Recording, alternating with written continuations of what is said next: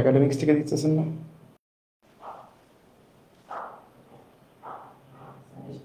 ওকে।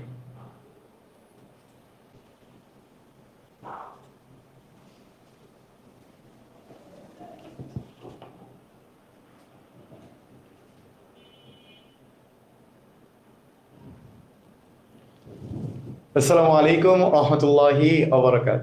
প্রিয় শিক্ষার্থীরা, কি অবস্থা সবার? আশা করি সবাই ভালো আছেন, সুস্থ আছেন। সো আপনাদের বহুল প্রচলিত বা আপনাদের সবচেয়ে জটিল একটা সাবজেক্ট মনে হয় আমাদের আইসিটি, ইন্টারের বা আলিমের আইসিটি।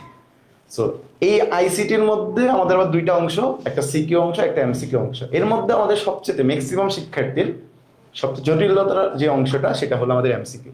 সো আজকের ক্লাসে আমরা চেষ্টা করব এই এক ক্লাসে আপনি পুরো বইয়ের সকল এমসিকিউ সম্পর্কে একটা গাইডলাইন দিয়ে দেওয়ার।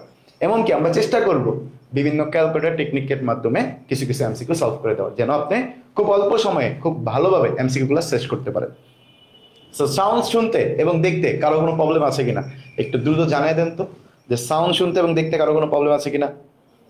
ওকে, আমাদের সাথে অনেকেই যুক্ত হয়ে গেছেন। সাউন্ড শুনতে এবং দেখতে কারো কোনো প্রবলেম আছে কিনা বা হচ্ছে কিনা একটু জানান কষ্ট করে। ওকে, সবাই যুক্ত হয়ে যান এবং কি আপনাদের বন্ধুদেরকে জানিয়ে দেন যে ক্লাস শুরু হয়ে গেছে। ওকে ওকে। আচ্ছা, তামজিদুল ইসলাম, ওয়ালাইকুম আসসালাম। আলহামদুলিল্লাহ, আমি ভালো আছি, আশা করি আপনারা সকলেই ভালো আছেন।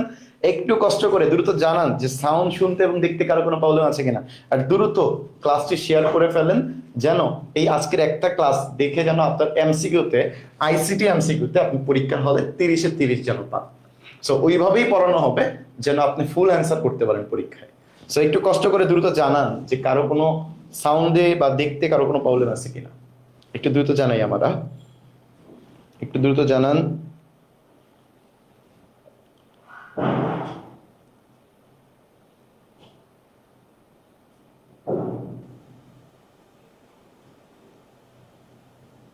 ওকে,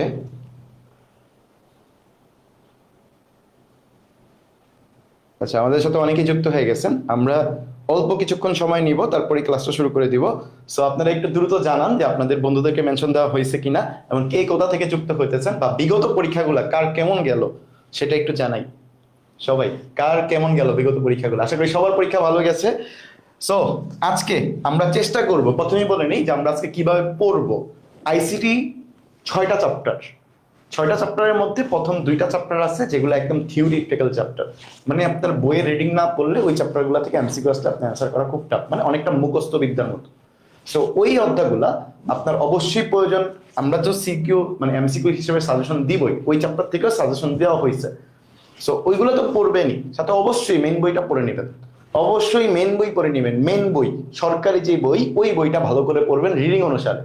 সো প্রথম 2টা চ্যাপ্টারের ক্ষেত্রে কোনো ধরনের সাজেশন এলাও না। আপনার ওই 2টা চ্যাপ্টার অবশ্যই মেন বইটা পড়তে হবে। যদি কেউ ভালোভাবে মেন বইটা পড়ে, তাহলে ওই 2 চ্যাপ্টার থেকে এমসিকিউ আসলে আপনি অ্যান্সার করতে পারবেন। তারপরও আমরা আমাদের অভিজ্ঞতা থেকে বিগত বছরের প্রশ্ন অ্যানালিসিস করে ওই 2 চ্যাপ্টার থেকেও কিছু এমসিকিউ সাজেশন আকারে রাখছি, সেগুলো তো পড়বেন। কিন্তু বাট অবশ্যই কি করবেন, ওই 2টা চ্যাপ্টার অবশ্যই মেন বই ভালো করে রিডিং করবেন। বাট সবচেয়ে মানে ভয়ের যে টপিকটা, বা সবচেয়ে আমাদের যে ম্যাক্সিমাম স্টুডেন্টের ভয় কাজ করে যে টপিকগুলো বা যে চ্যাপ্টারগুলো, সেগুলো হলো চ্যাপ্টার 3, চ্যাপ্টার 4, 5 এবং 6। সো এই যে 4টা চ্যাপ্টার, এই 4টা চ্যাপ্টার ম্যাথমেটিক্যাল চ্যাপ্টার। এগুলো আমাদের অনেক বেসিক জানা লাগে, অনেক শর্টকাট জানা লাগে। সো এই যে টিকি টিকি যে ব্যাপারগুলা, এইগুলো আমরা খুব ইজিলি অ্যান্সার করতে পারবো কিভাবে, সেগুলোই আমরা মূলত আজকে ক্লাসে দেখানোর চেষ্টা করবো। সো ফার্স্ট অফ অল আমরা ক্লাস নেব পুরো 6টা চ্যাপ্টারই। বাট আপনাদের অবশ্যই করণীয় কি, চ্যাপ্টার 1 এবং চ্যাপ্টার 2টা মেন বই থেকে ভালোভাবে রিডিংটা পড়ে নাও। তারপরে আমাদের এখানে স্লাইডে কিছু এমসিকিউ আমরা দিয়ে রাখবো সাজেশন হিসেবে, সেগুলোও ভালো করে চোখ বুলায় যাবেন।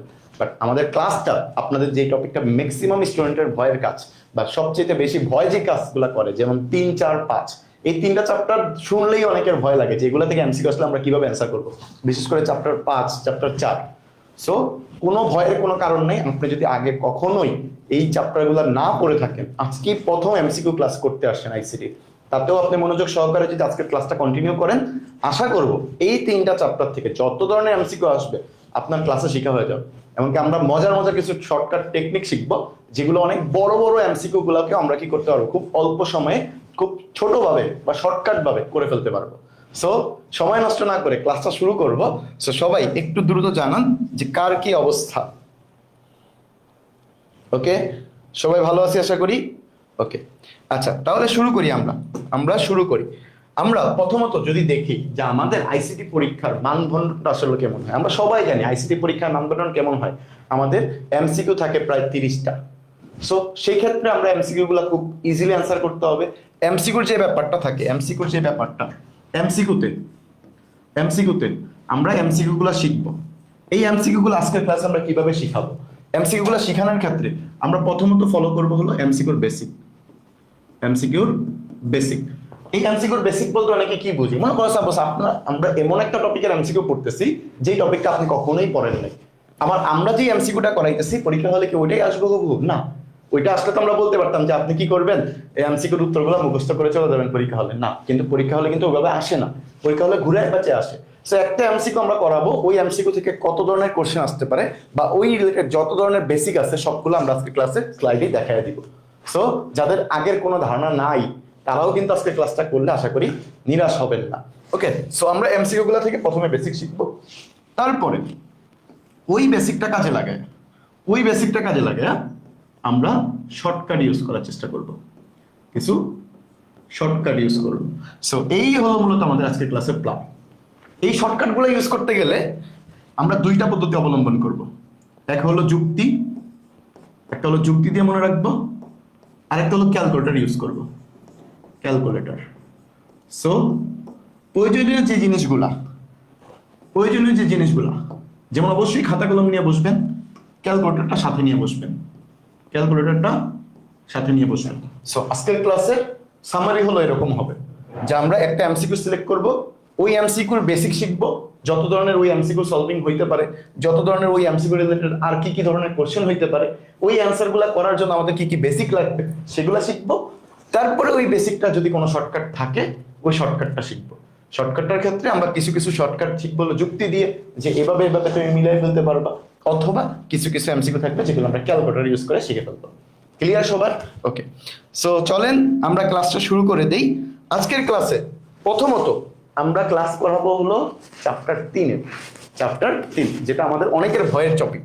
সো চলেন আমরা অধ্যায় 3 এই চ্যাপ্টারের যত ধরনের এমসিকিউ হয় সব ধরনের এমসিকিউর বেসিক সহ, এমসিকিউ শর্টকাট সহ ক্লাসটা শুরু করি। ওকে, সবাই রেডি? আমার সাথে সাথে অ্যান্সার দেওয়ার চেষ্টা করবেন। আমার এখানে অ্যান্সার শো করবে, বাট আপনারাও চেষ্টা করবেন যে আপনাদের সাথে অ্যান্সারটা মিলিয়ে নেওয়ার। সো ক্লাসে কমেন্ট করতে পারেন, কমেন্ট করা থেকে আপনি ক্লাসে মনোযোগ দিবেন আজকে বেশি। ক্লাসে মনোযোগ দিয়ে ক্লাসের ওই এমসিকিউটা পারেন, বাট ওই এমসিকিউ রিলেটেড আর কি কি ধরনের এমসিকিউ হতে পারে সেটা পারেন কিনা সেটাও নিজে যাচাই করবেন। ক্লাসটা অবশ্যই শেয়ার করে রাখবেন যেন বন্ধুদের মাঝে, বন্ধুরাও দেখতে পারে, আপনারাও উপকৃত হলো, বন্ধুরাও উপকৃত হলো। ওকে, আর ক্লাসটা নিজের প্রোফাইলে শেয়ার করেন যেন পরবর্তীতে ক্লাসের আগে আবার ক্লাসটা দেখতে পারেন, পরীক্ষার পরে, পরীক্ষার আগে আবার যেন ক্লাসটা রিভিশন দিতে পারেন, তাহলে খুঁজে পেতে সহজ হবে। ওকে, তাহলে চলেন আমরা ক্লাসটা শুরু করি। আজকের ক্লাসে আমরা প্রথমত বেসিক নিয়ে প্রথমে না, আমরা আগে একটা এমসিকিউ সিলেক্ট করলাম। খেয়াল করো, একটা এমসিকিউ আছে যেটা আলিম পরীক্ষা 2018 সালের কোশ্চেন। এখানে উত্তর দেওয়া আছে, উত্তর দেখে মুখস্থ করলে কিন্তু কোনো লাভ হবে না। এমসিকিউর উত্তরটা দেওয়া হয়েছে শুধুমাত্র আপনাদের ভালোর জন্য, যেন এই স্লাইডটা যখন আপনারা পাবেন তখন যেন এমসিকিউ গুলোর উত্তরগুলো দেখে পড়তে পারেন। বাট এই এমসিকিউটা হুবহু তো আর এটা আসবে না। এখানে যেমন আমাকে বলে দিছে যে এ এর মান হলো 1, বি এর মান হলো 0, আমাকে বলছে a প্লাস বির মান কত। এখানে তো a প্লাস বির জায়গায় a ইন্টু বি বলতে পারতো। আবার আমাকে a এর মান 1 বলছে, a এর মান 0 বলে b এর মানও তো 1 বলতে পারতো। সো এই যে কত ধরনের কোশ্চেন হয়, তখন তো চেঞ্জ করে দিলে উত্তরটা তো চেঞ্জ হয়ে যাবে। তো সেক্ষেত্রে এই এমসিকিউ গুলা এটাই আসবে এমন কোনো গ্যারান্টি নেই, এটাই পড়তে হবে এমনও না। আমার মেইন কাজ কি, এই টাইপের এমসিকিউ আসে মানে এই টাইপের যত ধরনের এমসিকিউ আসার সুযোগ আছে সবগুলো শিখতে হবে। ক্লিয়ার? তাহলে চলেন আমরা এই এমসিকিউটা সলভ করব, বাট এই এমসিকিউ রিলেটেড কিছু বেসিক শিখে আসি। বেসিকটা কি?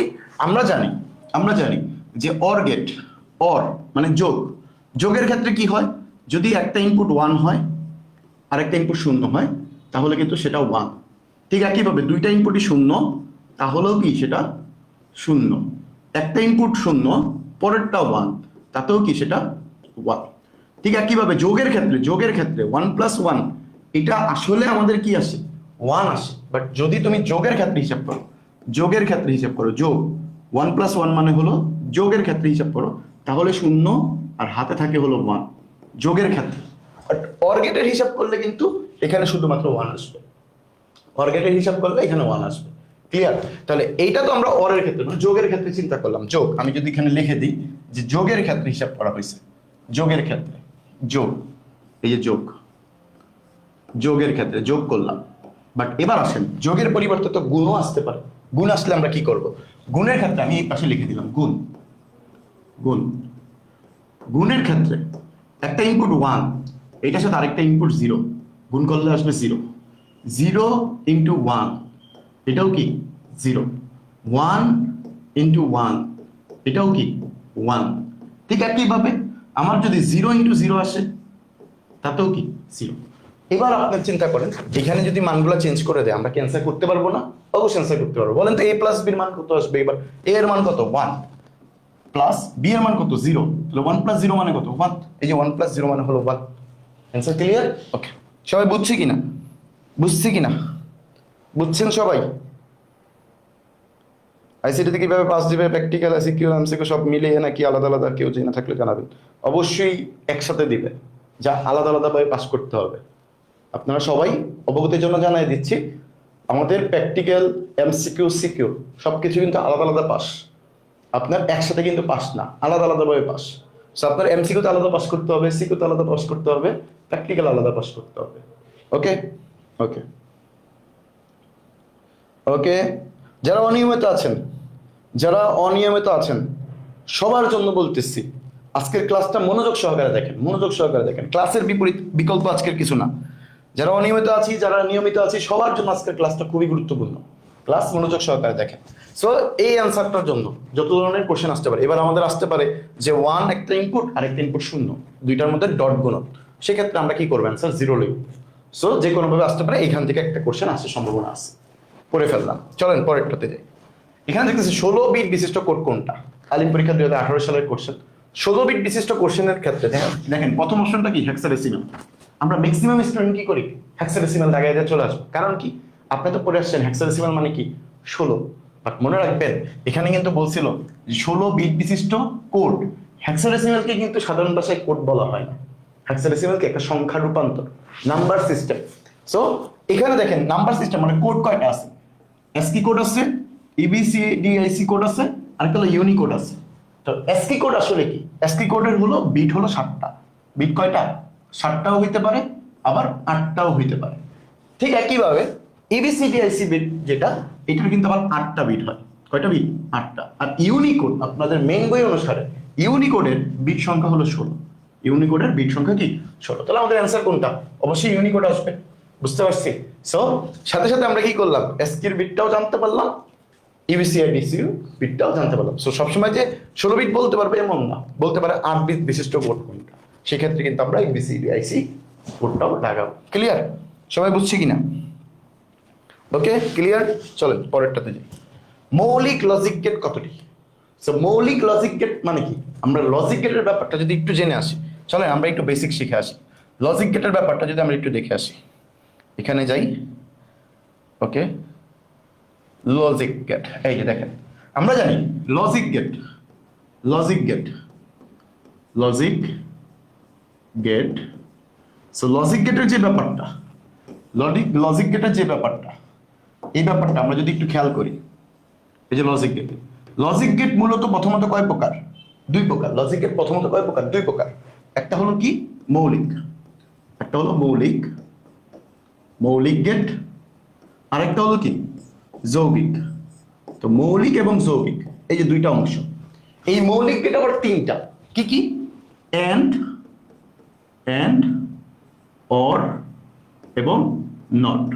ঠিক একইভাবে যৌগিক গেট আবার কয় প্রকার? 2 প্রকার। একটা সার্বজনীন, একটা বিশেষ। তাহলে এটাও আমরা লিখি সার্বজনীন। ভালো করে বুঝি, একটা স্লাইড অনেক কাজে লাগবে। সার্বজনীন এবং বিশেষ।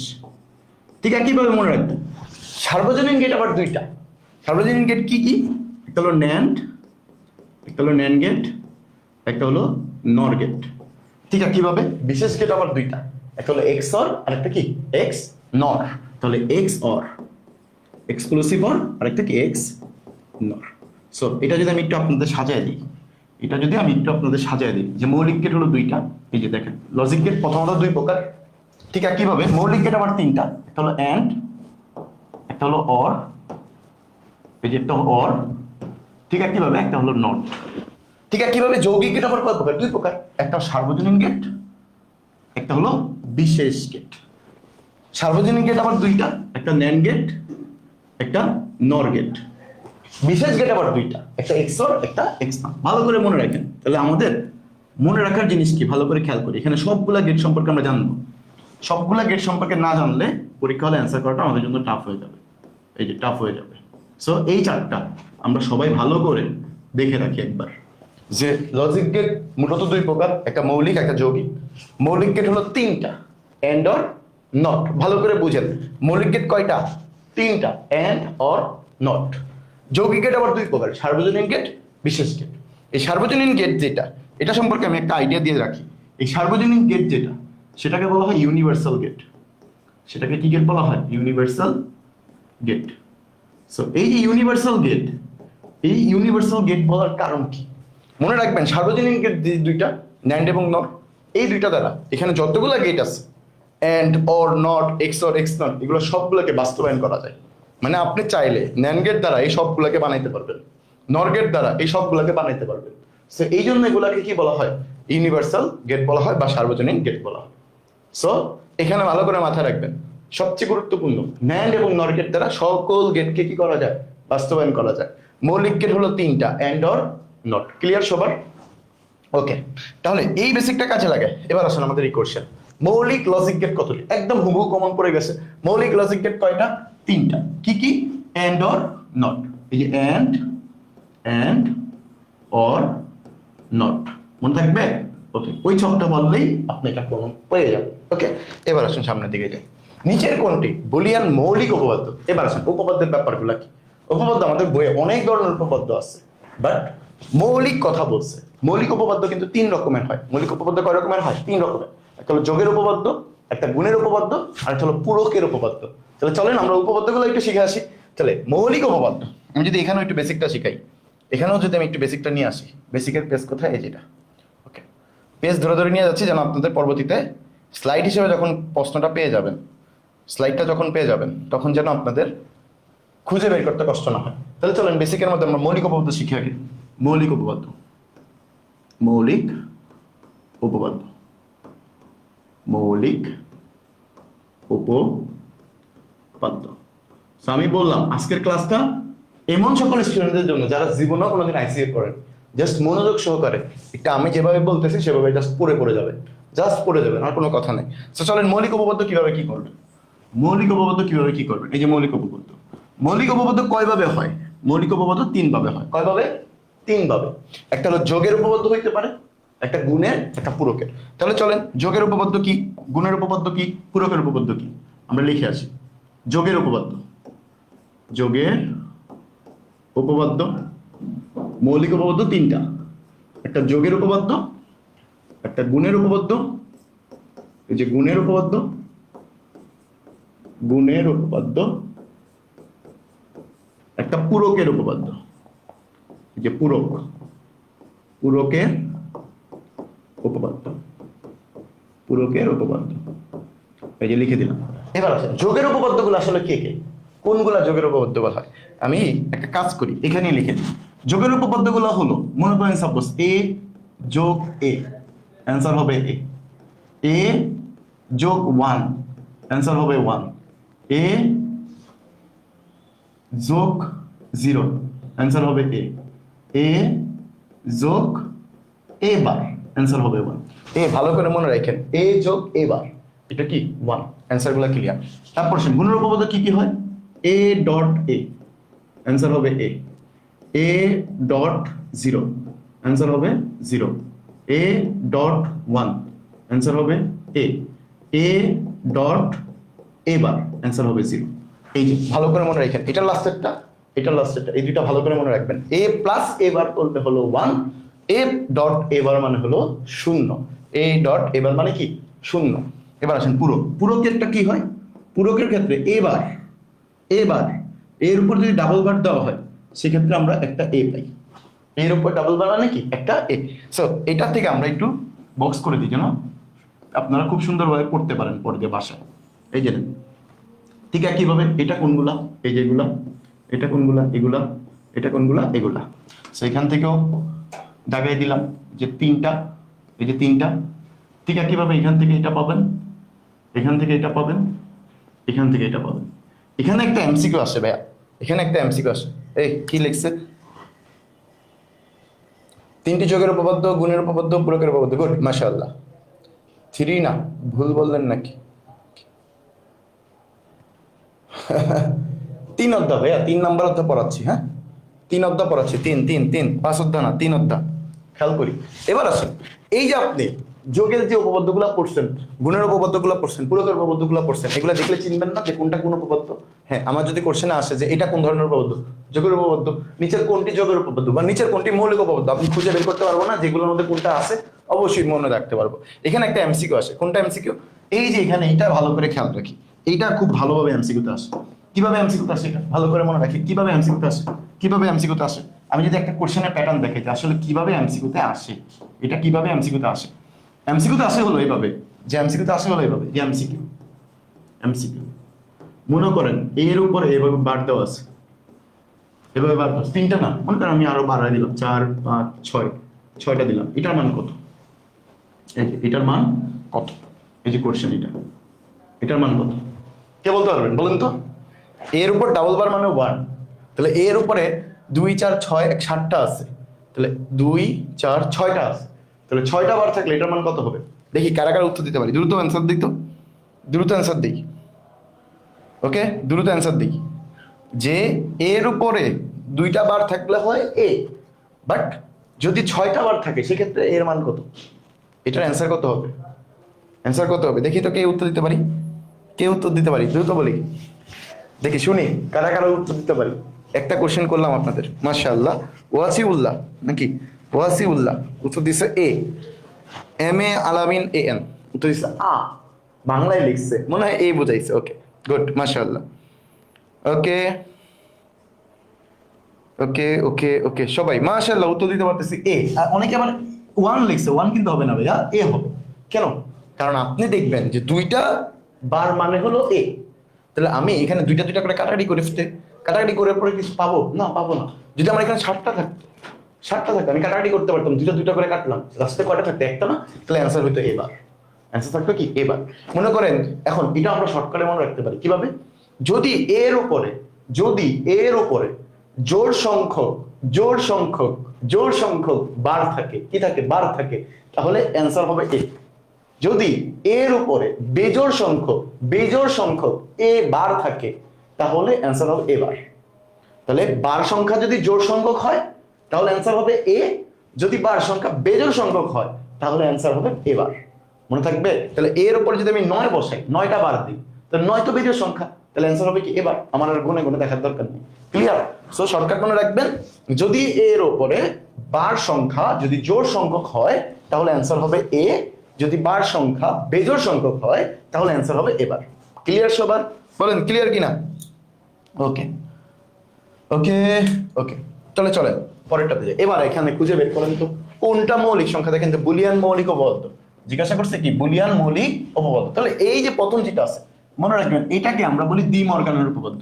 এটাকে আমরা কি বলি? ডি মর্গান, ডি মর্গানস ল অথবা ডি মর্গানের উপপাদ্য।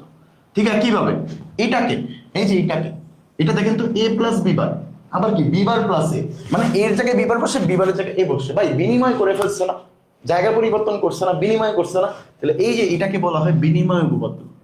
এটাকে কি বলা হয়? বিনিময় উপপাদ্য। সো বিনিময় উপপাদ্য। ঠিক একইভাবে এই যে এটা কি A plus A B is equal to A বলছে। সো এটা আসলে কিভাবে আসে এটা যদি আমরা একটু করে দেখি, যে লসাগু করলাম, আমি এ কমন নিলাম, তাহলে এখান থেকে আমি লিখতে পারি যে 1 প্লাস বি, আর 1 প্লাস বি মানে কি আবার 1, তাহলে এ ইন্টু 1 মানে কত? এ। তাহলে এখান থেকে এটাকে আমরা বলি অনুষঙ্গ উপপাদ্য। কি উপপাদ্য? অনুষঙ্গ উপপাদ্য। সো এবার আসেন এটার দিকে তাকান, এ প্লাস এ বার, এ প্লাস এ বার ইকুয়াল 1 বলছে। ভাই এটা কি চিনি? দেখেন তো এই যে এ প্লাস এ বার যে বলছে ইকুয়াল 1, এটাকে আমি চিনি না? এটা কোন উপপাদ্য? যোগের উপপাদ্য। যোগের উপপাদ্য মানে মৌলিক উপপাদ্য। তাহলে এবার আসেন আমাকে জিজ্ঞাসা করছে মৌলিক উপপাদ্য কোনটা, তাহলে এই যে এটা হলো আমাদের মৌলিক উপপাদ্য। ক্লিয়ার সবার? বলেন ক্লিয়ার ক্লিয়ার ক্লিয়ার, মাশাআল্লাহ ক্লিয়ার। ওকে, শুধু এটা উত্তর হবে এটা জানলে হবে না, বাকি তিনটা কেন উত্তর হয়নি সেটাও জানতে হবে। কারণ পরীক্ষা আমি বারবার বলতেছি, এটাই যে পরীক্ষা হলে আসবে এমন কোনো গ্যারান্টি নাই। আমার পরীক্ষা হলে আসতে পারে নিচের কোনটি বুলিয়ান বিনিময় উপপাদ্য, তখন তো আমি বিনিময় উপপাদ্য চিনতে হবে যে বিনিময় উপপাদ্য মানে কি, জায়গা পরিবর্তন করে দিবে। যদি আমি এটাকে এভাবে লিখতাম যে বিনিময় উপপাদ্য আরেকটা হইতে পারে, কি হইতে পারে, মনে করেন সাপোজ এবি আছে, এবি সমান সমান এই যে বি এ, এটাও কিন্তু বিনিময় উপপাদ্য হইতে পারে।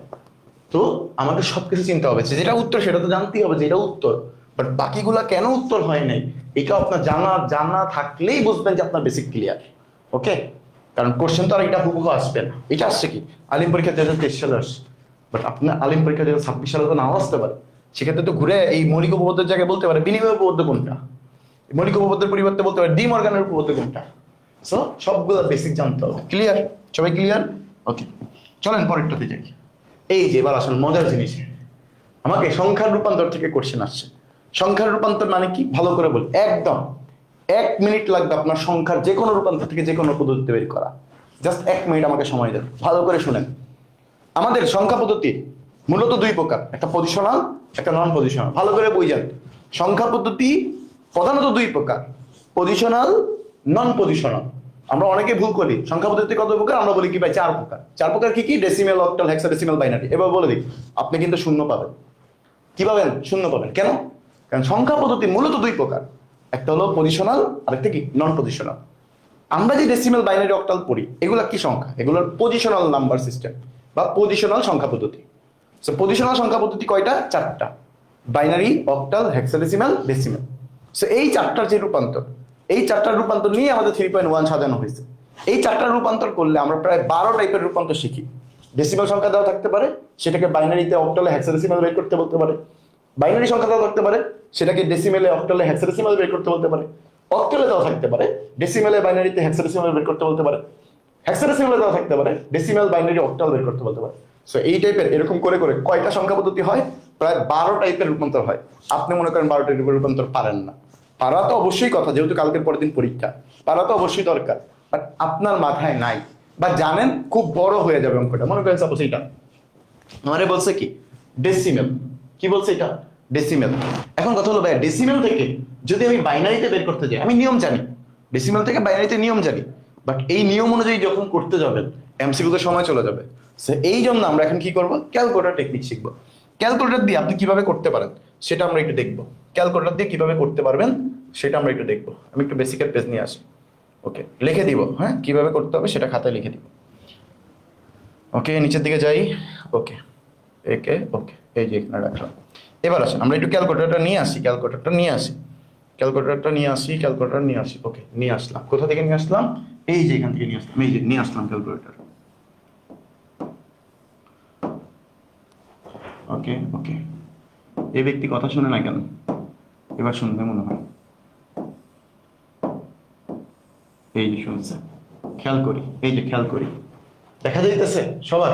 না দেখা গেলে আমি বলবো তাতে শুনবেন, আমি বলবো তাতে শুনবেন।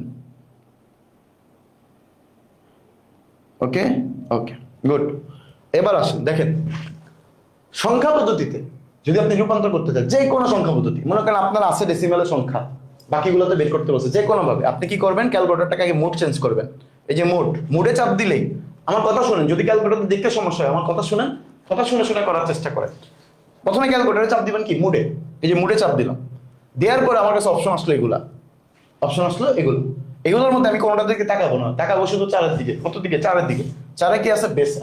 তাহলে আমি 4-এ চাপ দেবো, মানে বেসে ঢুকলাম। এবার তখন আমি দেখবো যে ডিইসি লেখা উঠছে। ক্যালকুলেটরের মধ্যে আপনি অপশন খুঁজে পান, দেখেন এক্স স্কয়ার একটা বাটন আছে না, এক্স স্কয়ার, এক্স এর উপর একটা পাওয়ার হলো বাটন আছে না, ওই বাটনের উপর দেখেন ডিইসি লেখা আছে, মানে ওটা ডেসিমেল। পাশের বাটনে দেখেন এইচ ই এক্স লেখা আছে, এটা হেক্সাডেসিমেল। ওসিটি বাই বিআইএন লেখা আছে, এটা বাইনারি। ওসিটি মানে অক্টাল। 4টা বাটন খুঁজে পাইছি। এবার আমার মেইন কাজ যেটা, যদি কোশ্চেন ডেসিমেলে দেওয়া থাকে, মনে করেন ডেসিমেলে দেওয়া আছে 100, ডেসিমেলে দেওয়া আছে কত? 100। এই যে ডেসিমেলে আমি 100 তুললাম, তুলে এই যে ডেসিমেলে দেওয়া আছে কত? 100। আহা, ওকে, আচ্ছা সরি, দেখেন ডেসিমেলে দেওয়া আছে কত? 100। এই 100 লিখে আমি ইকুয়াল চাপ দিলাম, এটা আমার ডেসিমেলে দেওয়া ছিল। এবার যেটাতে দেওয়া ছিল সেটাতে লিখলেন। এবার এটাকে আপনার কিসে বানাতে বলছে? বাইনারিতে বানাতে বলছে? কোনো কথা নাই ভাই, বাইনারিতে চাপ দেন, এই যে বাইনারি বের হয়ে গেল। অক্টাল বানাতে বলছে, অক্টালে চাপ দেন, এই যে অক্টাল বের হয়ে গেল। হেক্সাডেসিমালে চাপ দেন, হেক্সাডেসিমাল বের হয়ে গেল। আশা করি এই জিনিসগুলো আপনারা জানেন। ওকে, যে কোনো সংখ্যা পদ্ধতি, মনে করেন আমার সংখ্যা আছে একটা বাইনারিতে, কিসে আছে? বাইনারিতে। তো বাইনারিতে যদি থাকে তাহলে আমি আগে প্রথমে কোথায় যাবো? বাইনারিতে যাবো। এই যে বাইনারি, বাইনারি যে সংখ্যাটা দেয়া আছে ওই সংখ্যাটা তুলবো। যেমন মনে করেন সাপোজ 101010 আছে, এই যেটা আছে, তাহলে এটা লিখে আমি কি করবো? আগে ইকুয়াল তুললাম, এটা তো দেখে দেখে তুললাম, বাইনারিতে তুললাম। এবার এটাকে আমার মনে করেন বলছে বাইনারিতে ডেসিমাল বের করো, তাহলে ডেসিমালে চাপ দিব, এই যে ডেসিমাল বের হয়ে গেল। যদি কয় যে অক্টালে বের করেন, অক্টালে চাপ দিব, অক্টাল বের হয়ে গেল। যদি বলে হেক্সাডেসিমাল চাপ দেন, এই যে হেক্সাডেসিমাল চাপ দেন, হেক্সাডেসিমাল বের হয়ে গেল। তো যে কোনো সংখ্যা রূপান্তর থাকলে আমরা ক্যালকুলেটর দিয়ে খুব সহজেই করে ফেলতে পারবো। ক্যালকুলেটর দিয়ে কিন্তু বাইনারি যোগ, অক্টাল যোগ, হেক্সাডেসিমাল যোগ সেম প্যাটার্নেই করা হয়। সো আমাদের যে কোশ্চেনটা ছিল, আমাদের যে কোশ্চেনটা করছে এই যেটা 87 কি সংখ্যা? ডেসিমেল সংখ্যা। কিভাবে বুঝলাম? যে ভাই এখানে 10 আছে, 10 মানে কি? বেস। 10 বেস থাকা মানে কি? ডেসিমেল সংখ্যা। সো আমি যদি একটু লিখে দিই আপনাদের, যদি কারো সমস্যা হয়, ডেসিমেল দেখি, ডেসিমেল, অক্টাল,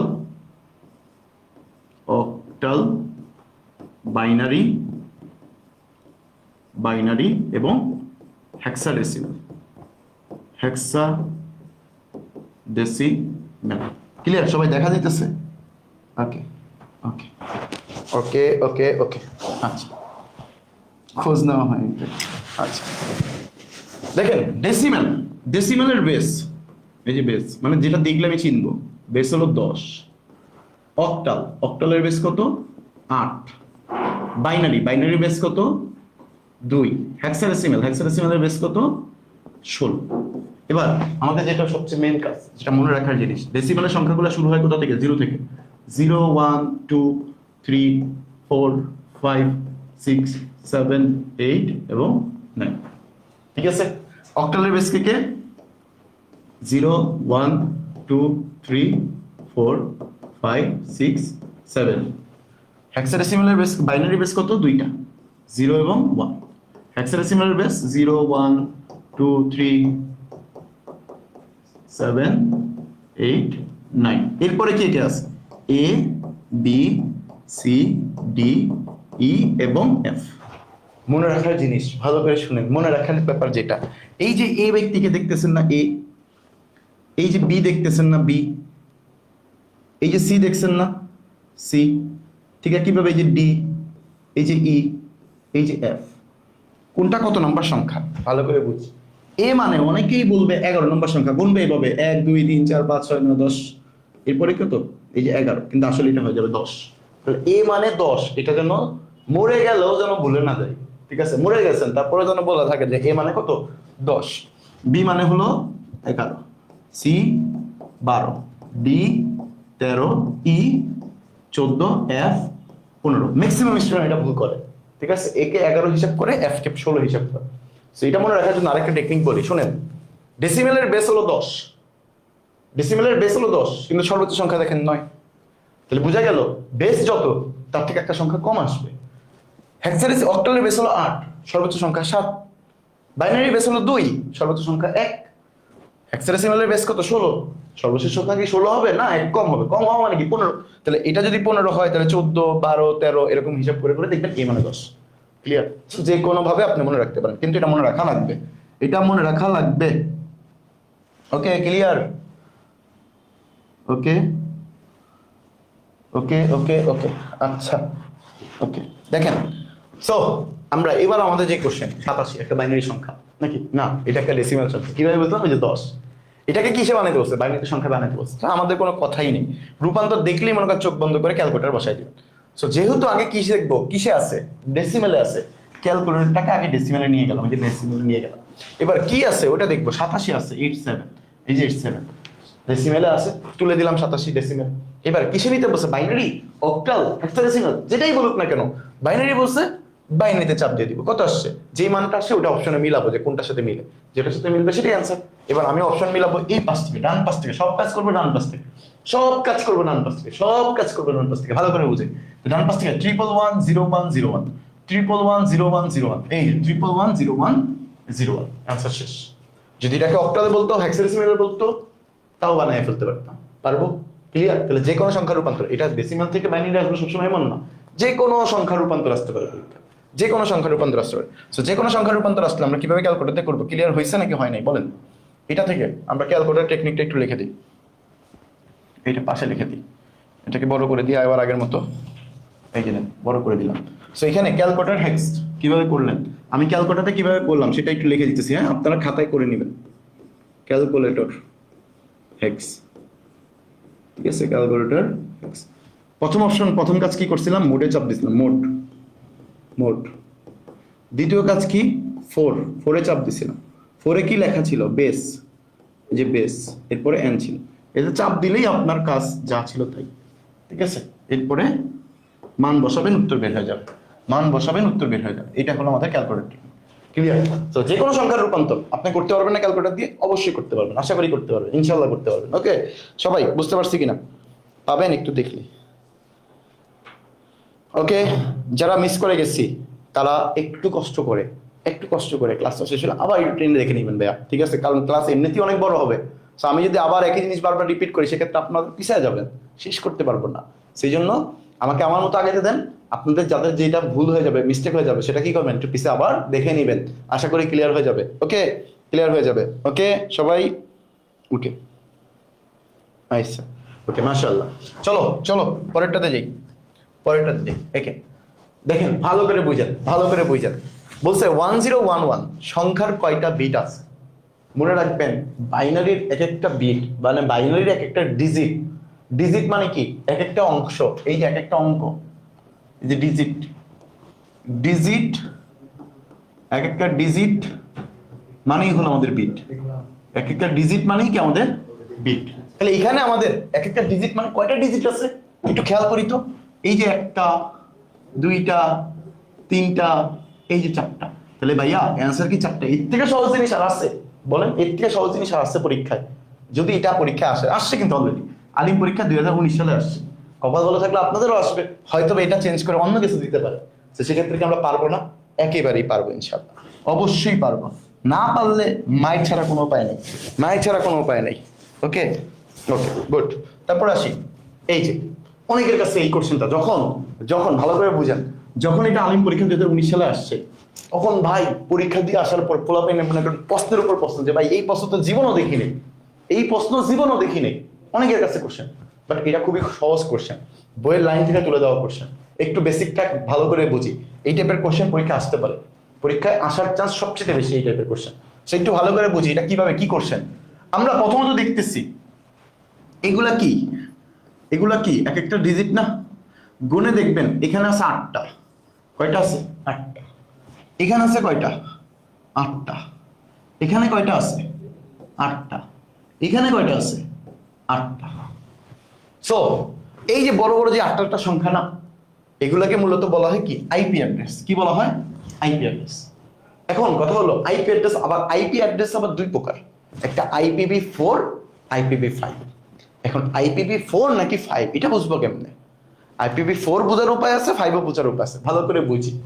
আইপি অ্যাড্রেস মানে যদি কারো বুঝতে সমস্যা হয়, আইপি অ্যাড্রেস বলতে নর্মালি দেখবেন আমরা রাউটার যেটা ব্যবহার করি, রাউটার, ওয়াইফাই রাউটার, সহজ কথায় ওয়াইফাই রাউটার, ওয়াইফাই রাউটারের মতো দেখবেন একটা আইপি অ্যাড্রেস দেওয়া থাকে পিছে, রাউটারের পিছে ছোট ছোট একটা সংখ্যা দেওয়া থাকে, যেমন 110, তারপরে 19, 5, 2 এরকম অপশন দেওয়া থাকে না? এই যে এখানে কয়টা আছে ভাইয়া? 4টা না? এটাকে বলা হয় IPv4, IPv4। সো এখানে তো ভাই 4টা করে নাই, এখানে 4টা আছে কিন্তু ওটা অনেক বড় বড় সংখ্যা। এগুলো সব ডেসিমেলে নিয়ে যান, দেখবেন এরকম 4টা মান বের হয়ে যাবে। কিভাবে ডেসিমেলে নেবেন সেটা তো জানি, এটাকে ডেসিমেলে নিয়ে যায়, বাইনারি থেকে ডেসিমেল, এটারও বাইনারি থেকে ডেসিমেল, এটারও বাইনারি থেকে ডেসিমেল, এটারও বাইনারি থেকে ডেসিমেল। সো বাইনারি থেকে ডেসিমেল নিলে দেখেন এটা আইপি অ্যাড্রেস বের হয়ে যাবে 4টা। বাট এই আইপি অ্যাড্রেসটা কি? IPv4, IPv4। ভালো করে বুঝি এখানে কয়টা বিট আছে? IPv4 এর ক্ষেত্রে কয়টা বিট হয়? 4টা 32টা বিট হয়। কয়টা বিট? 32টা, 32টা, যেটা আপনি অলরেডি দেখতেছেন 8টা মানে 32টা। স্যার কোশ্চেন হইতে পারে IPv4 এ বিট সংখ্যা কত? 32টা। IPv4 এ বিট সংখ্যা কত? 32টা। ক্লিয়ার? ক্লিয়ার হইছে কিনা বলেন? Clear clear clear. ওকে, এ ভাই, আপনারা আজেরা কথা বললেন না। হ্যাঁ, মনোযোগ সহকারে ধরে ধরে ক্লাস করেন। যদি কারো মনে হয় যে অনেকে আল্লাহ আল্লাহ করতেছে, ঠিক আছে, আল্লাহ আল্লাহ করতেছে, প্যারা নিয়েন না, রিল্যাক্স থাকেন, ঠিক আছে, রিল্যাক্স থাকেন। স্যার 4 এবং 6, গুড গুড। IPv4 এবং IPv6, গুড, মাশাআল্লাহ। মনোযোগ সহকারে ক্লাস দেখেন। মাশাআল্লাহ, আশরাফ আল হাসান চৌধুরী অ্যান্সারটা বলে দিছে। এটা কি করে দেখছেন? এটা না, এটা ভুল আছে। আপনি যেটা করছেন সেটা ভুল আছে। 138 শূন্য তো হবে না ভাই, এখানে মান আছে অনেকগুলা। হ্যাঁ, একটু চেক দিয়ে দেবেন। এটা যেটা থাকবে সেটা অ্যান্সার। নিচের কোনটি মৌলিক গেট নয়? এই ছক লিখে দিয়েছিলাম একটা, মনে আছে? মৌলিক গেট হলো 3টা, এন্ড অর নট। এগুলা বাদ, যেগুলো থাকবে সেগুলো। তাহলে আমি দেখি তো, অর পাইছি, এন্ড অর নট, এই যে আছে এটা মৌলিক গেট। এটা আমাকে কিন্তু জিজ্ঞাসা করছে মৌলিক গেট নয়। ভালো করে বুঝি, মৌলিক গেট কথা শুনে আবার দাগাই দিয়েন না যে অর লিখতে হবে। নয় জিজ্ঞাসা করছে মানে যেটা আছে সেটা না। এন্ড তো মৌলিক গেট, এটা হবে না। নর মৌলিক গেট, এন্ড অর নট নাকি নর, প্যাস লাগবে কিন্তু নট। দেখেন এটা যদি আমি ইংরেজিতে লিখি যে অর, এটা হলো এন্ড, এটা হলো কি নট। এই তিনটা কি আমাদের মৌলিক গেট। এই নর, এই যে নর, এটা কি গেট বলতে পারবেন? বলেন তো, এটা কি গেট? সার্বজনীন গেট, সার্বজনীন গেট। ওই যে এমন গেট যেটা ধরে সবগুলা বাস্তবায়ন করা যায়, universal gate, universal gate. Clear? Clear? বলেন ক্লিয়ার? ওকে, মাশাআল্লাহ। চলেন পরেরটাতে যাই। একটি পিকোনেটে মোট কতটি দাস স্ল্যাব? এই দাসের জায়গায় মনে করেন স্ল্যাব বলতে পারেন, দাসের জায়গায় স্ল্যাব। দেখেন এটাও কিন্তু 19 সালের কোশ্চেন। সো এই কোশ্চেনটাও অনেকের কাছে অজানা মনে হয়েছিল। এই কোশ্চেনটাও তখন অজানা অনেকের কাছে মনে হয়েছে। কেন? আমরা এটাও একটু ডিটেলস করি। পিকোনেট বলতে একটা ব্লুটুথ ডিভাইস, একটা ব্লুটুথ ডিভাইস যেটার সাথে অনেকগুলো ডিভাইস কানেক্ট করা থাকে, এবার খেয়াল করি, ক্ষুদ্র কিন্তু। কতটি দাস বা স্ল্যাবস? এই দাসেরই ইংরেজি নাম হলো স্ল্যাবস। এখানে খেয়াল করি, নোট কতটি থাকতে পারে, ভালো করে বুঝেন। একটা পিকোনেটে মোটামুটি 8টা ডিভাইস যুক্ত থাকে। কয়টা? 8টা। এর মধ্যে একটা মাস্টার ডিভাইস থাকে। ভালো করে বুঝেন, একদম বেসিকটা বুঝেন। একটা পিকোনেটে 8টা ডিভাইস যুক্ত থাকতে পারে। এর মধ্যে একটা হলো মাস্টার ডিভাইস। একটা কি মাস্টার ডিভাইস? একটা মাস্টার ডিভাইস, একটা মাস্টার ডিভাইস, একটা মাস্টার ডিভাইস, 7টা কার্যকরী ডিভাইস। ক্লিয়ার? কিন্তু এখানে আমাকে জিজ্ঞাসা করছে তো ওই অপশন নাই, একটাও নাই, 8টাও নাই, বা 7টাও নাই। তাহলে আমি কোনটা দেখাবো? এখানে মনে রাখবেন পার্ক স্ল্যাব কিছু ডিভাইস আছে। পার্ক স্ল্যাব যেগুলো নর্মালি রিজার্ভে থাকে, এরকম ডিভাইস হলো 255টা। এরকম ডিভাইস কত? 255। তাহলে খেয়াল করেন, একটা মাস্টার ডিভাইস, একটা মাস্টার, 7টি অতিরিক্ত পার্ক ডিভাইস হলো কয়টা? 255টি পার্ক, এই যে পার্ক স্ল্যাবস। তাহলে টোটাল কয়টা হয়? 263টি না? হ্যাঁ, 263টি। ওকে, সো এই যে 263টা, তাহলে আমাদের অ্যান্সার দেখেন। তাহলে আমাদের যেহেতু এখানে বলছে যে 255, 248, 254, তাহলে আমাদের অবশ্যই কোন ডিভাইসের কথা বলছে? পার্ক সার্ভ বলছে, পার্ক, এটাকে মিল করছে। তাহলে এটা মানে কি 255টা হবে। এটা একটু মিস্টেক হয়েছে কিন্তু, হ্যাঁ, 255টি হবে। উত্তরটা কত হবে? 255টি। ক্লিয়ার সবাই? ক্লিয়ার।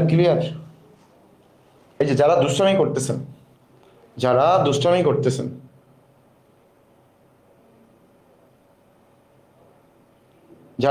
করতেছেন, তাদেরকে আমি কষ্ট করে বের করে দিব, বুঝতে পারছি?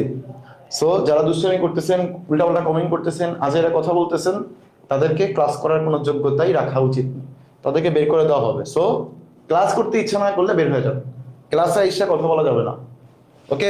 অন্যকে ডিস্টার্ব করা যাবে না। চলেন পরেরটাতে। ডিজিটাল ইলেকট্রনিক্সের যে কোনো সার্কিট বাস্তবায়ন করা যায় কোন গেটের মাধ্যমে? মনে আছে আমাদের, যে কোনো সার্কিট, ভালো করে বুঝি, যে কোনো সার্কিট বাস্তবায়নের কথা, যে কোনো সার্কিট বাস্তবায়ন করা যায় কোন গেট? সার্বজনীন গেট। সার্বজনীন গেট আবার কয়টা? 2টা। সার্বজনীন গেট কয়টা? 2টা। একটা হলো ন্যান্ড এবং নর, এই 2টা দ্বারা যে কোনো গেট বাস্তবায়ন করা। তাহলে আমাদের অপশনে কোনটা আছে? নর আছে। এই যে নর হবে উত্তর। এক্স নট তো আমাদের হবে না, এক্স ওরও হবে না, অরও হবে না। ক্লিয়ার? বুঝতে পারছি? ওকে। 5D15 দেখেন এই টাইপের কোশ্চেন আমাদের পরীক্ষা আসতে পারে, এই টাইপের কোশ্চেন পরীক্ষা আসতে পারে, এই টাইপের কোশ্চেন অনেক পরীক্ষা আসতে পারে, আসতে পারে। সো এই টাইপের কোশ্চেনগুলো আমরা পরীক্ষা হলে কিভাবে অ্যান্সার করবো খেয়াল করি। আমি দেখতেছি 5 পরে ডি আছে, তাহলে বোঝার বাকি নেই যে এটা কি সংখ্যা, হেক্সাডেসিমাল সংখ্যা। কি সংখ্যা? Hexadecimal, hexadecimal, hexadecimal. তো একটু খেয়াল করি, হেক্সাডেসিমাল সংখ্যা 5 পরে ডি, 5 পর তো ডি না, হেক্সাডেসিমাল সংখ্যা তো 5 পরে 6 হয়, 5 পরে ডি আছে, তাহলে 5 পরে ডি মানে কয়টা সংখ্যা আছে দেখেন তো, গ্যাপ কত, তাদের মধ্যে পার্থক্য আছে একটা, পার্থক্যটা কত? আমি যদি খেয়াল করি, এই যে 5, এই যে 5, 1 2 3 4 5 6 7 8, তাহলে তাদের মধ্যে গ্যাপ কত? 8। তাহলে এবার আসেন, তাদের মধ্যে পার্থক্য আমি পাইলাম 8। ভালো করে বুঝি, এই টাইপের কোশ্চেন পরীক্ষা আসতে পারে। আমি যদি এটা একটু ছোট করে নেই যেন আমি ক্যালকুলেটরটা ইউজ করতে পারি। হ্যাঁ, এবার আসেন, আমি দেখতেছি 5 পরে 8 আছে, মানে তাদের মধ্যে পার্থক্য হলো 8। 5 পরে ডি, তাহলে খেয়াল করি, আমি যদি এটা বুঝতে সমস্যা হয়, কারণ যদি বুঝতে সমস্যা, আমি হেক্সাডেসিমেলে যাবো আগে, এই যে হেক্সাডেসিমেল, এই হেক্সাডেসিমেল গেলাম 5 এর সাথে যোগ 8, তাহলে দেখেন ডি লেখা পড়ছে, তাহলে ডি হলো কত? 5 এর সাথে যোগ 8 করার পরে আমি ডি পাইছি, 5 এর সাথে যোগ 8 করছি, তারপরে ডি পাইছি। এবার ডি এর সাথে আমি আবার দেখব যোগ 8 করে কত হয়, দেখবেন 15 আসবে। তারপর আমি একটু চেক দিই যে ডি, এই যে হেক্সাডেসিমেল, এই যে হেক্সাডেসিমেল, এই যে ডি যোগ 8, এই যে ডি যোগ 8, এবার অ্যান্সার চাপতেন 15। তাহলে আমি বুঝতেছি পার্থক্য কত করে? 8 করে। জিজ্ঞাসা করছে পরবর্তী সংখ্যা কোনটা, তাহলে পরবর্তী যে সংখ্যাটা আসবে সেটাও তো 8 করে যোগ করলেই হবে, তাহলে এই 15 সাথে 8 যোগ করেন, 15 সাথে যোগ 8, তাহলে যে আমার হেক্সাডেসিমেল আসে, হেক্সাডেসিমেল, এই যে 15 যোগ 8, এবার এটা বসাই দিই 1D, এ কি আসবে? 1D। তাহলে 15 সাথে যোগ 8 করলে আমাদের হেক্সাডেসিমেলের মান কত আসে? 1D। তাহলে 1D কোথায়? এই যে 1D, এটা অনেকটা আবার আইডি এর মতো লেখা যায়, এটা 1D, এই যে 1D। বুঝতে পারছি সবাই? বলেন। বন্ধ করে দিন। এ ভাই, ক্লাসটা কাদের জন্য? ক্লাসটা কাদের জন্য? আমাদের জন্য, আমাদের ভালোর জন্য, নাকি আপনাদের জন্য? পরীক্ষা কি আমরা দিব নাকি আপনারা দিবেন? অবশ্যই আপনারা দিবেন। ক্লাসটা কাদের জন্য? আপনাদের জন্যই তো। আপনারা কেন ভাই ফাঁকিবাজি করতেছেন? আপনারা কেন ভাই ফাঁকিবাজি করতেছেন? 2 দিন পর পরীক্ষা দিবেন, এখন তো মনোযোগ সহকারে ক্লাস করার কথা, এখন তো কমেন্টই করার কথা না। আমার কথা হলো মনোযোগ সহকারে ক্লাস, যেটা সমস্যা কমেন্টে জানাবেন। কিন্তু বাট কমেন্ট আইসা কে কার দাদা মারা গেল, কার নানা মারা গেল, কে ভালো আছে, কে খাইলো, কি খাইলো না খাইলো, এগুলো জিজ্ঞাসা করার তো সময় না এখন। কেন ভাই এগুলো করতেছেন? ভাই পরীক্ষা তো আপনারা দিবেন, আপনাদের পরীক্ষার কি কোনো মূল্যায়ন নাই? নাকি আমার ভালো হবে এই জন্য আমি পড়াচ্ছি? না, আপনাদের ভালো হবে বলে পড়াচ্ছি, যেন আপনাদের কাজে লাগে। তো সময়টাকে কাজে লাগান, এই সময় কিন্তু আর খুঁজে পাবেন না, এই সময় আর খুঁজে পাবেন না। ভালো করে শুনেন, এই সময় আর খুঁজে পাবেন না। এই যে আজকের দিন যেটা চলে যাচ্ছে সেটা চলেই যাবে, এটা কিন্তু আর 10 বছর পর আবার খুঁজে পাবেন না যে আরেকদিন পাবো, 10 বছর পর আবার এই দিনটা আসবে, আসবে না। সো সময় থাকতে কাজে লাগান। এখন এই যে যাদের সাথে গল্পে মারতেছেন না, গল্প করতেছেন কমেন্ট বক্সে, খুব খুব ভালো বন্ধু নাকি, একদম আত্মার ফ্রেন্ড। সো মনে রাখবেন, আপনি যখন এই ক্লাস মিস করবেন, তখন এই আপনার আত্মার এই যে ফ্রেন্ড, যার সাথে আপনার সময় নষ্ট করে ক্লাস মিস করতেছেন, ক্লাসে মনোযোগ দিচ্ছেন না, ফাঁকিবাজি করতেছেন, এই আত্মার ফ্রেন্ডই আপনার সাথে কথা বলবেন যদি আপনি এ প্লাস মিস করেন। এই আত্মার ফ্রেন্ডই আপনাকে বলবে যে ও আমার কোয়ালিটির মধ্যে পড়ে না, ও আমার কোয়ালিটির মধ্যে পড়ে না। তাহলে আপনি কেন আপনার সময়টাকে নষ্ট করতেছেন ওর পিছে? আপনি যদি আপনার সময়টাকে কাজে না লাগান, একটা সময় মনে হবে যে না, আমি তখন যদি একটু ভালো করে পড়তাম, তাহলে আজকে হয়তো আমার ভালো সময় আসতো, আজকে হয়তো আমার এই খারাপ সময়টা, এই আফসোসটা যদি না করতে হয়, তাহলে এখন থেকে একটু মনোযোগ সহকারে পড়েন, এখন থেকে একটু মনোযোগ সহকারে পড়েন। এই সময় আর খুঁজে পাবেন না, এই সময় আর খুঁজে পাবেন না। এমনকি এটা কামব্যাক দেওয়ার সময়ও নেই আপনাদের। 2 দিন পরে পরীক্ষা, কিসের কামব্যাক? এখন তো পড়তে হবে ঘুমে, পড়া ছাড়া কোনো কথা নেই। অ্যাটলিস্ট যদি মনে হয় যে না, আমার পড়াশোনা দিয়ে কোনো লাভ নেই, কিছু হবে, আমি সারা বছর পড়ি না, এখনো পড়বো না, আপনি না হয় ফেল করলেন, চিন্তা করেন আপনার মনে করেন রেজাল্ট খারাপ হয়েছে, আপনার কোনো ধরনের লাভ শরম কিচ্ছু নাই, লজ্জা শরম কিচ্ছু নাই, বাট আপনার জন্য আপনার ফ্যামিলির কোনো মানুষ যদি কথা শুনে, সেটা কেমন লাগবে? একটু চোখ বন্ধ চিন্তা করেন যে আপনি ছাড়া বাকি সবাই এই প্লাস পাইছে, আপনার আশেপাশে আপনার আত্মীয় স্বজন যা আছে সবাই এই প্লাস পাইছে। তো তখন কি করবে? তখন যদি কেউ আপনার বাবা মাকে জিজ্ঞাসা করে, আপনাকে না হয় জিজ্ঞাসা করলে আপনি বললেন যে আমি ফেল করছি, আমি গর্বের সহিত বলতেছি আমি ফেল করছি, এটা যদি বলেন কোনো সমস্যা নেই, আপনার কাছে কোনো শরম নাই। বাট এই কথাটা যদি আপনার বাবা মাকে জিজ্ঞাসা করে যে আপনার ছেলে কি পেয়েছে, আপনার বাবা মা কি খুব খুশিতে বলতে পারবে যে আমার ছেলে ফেল করছে বা আমার মেয়ে ফেল করছে? এটা খুব খুশিতে বলতে পারবে না। অবশ্যই তাদের মধ্যে একটা কষ্ট কাজ করবে। So, নিজের জন্য না হোক, অ্যাটলিস্ট বাবা মার জন্য হইলেও একটু ভালো করে পড়াশোনা করেন, যেন রেজাল্টটা ভালো হয়, রেজাল্টটা যেন ভালো হয়।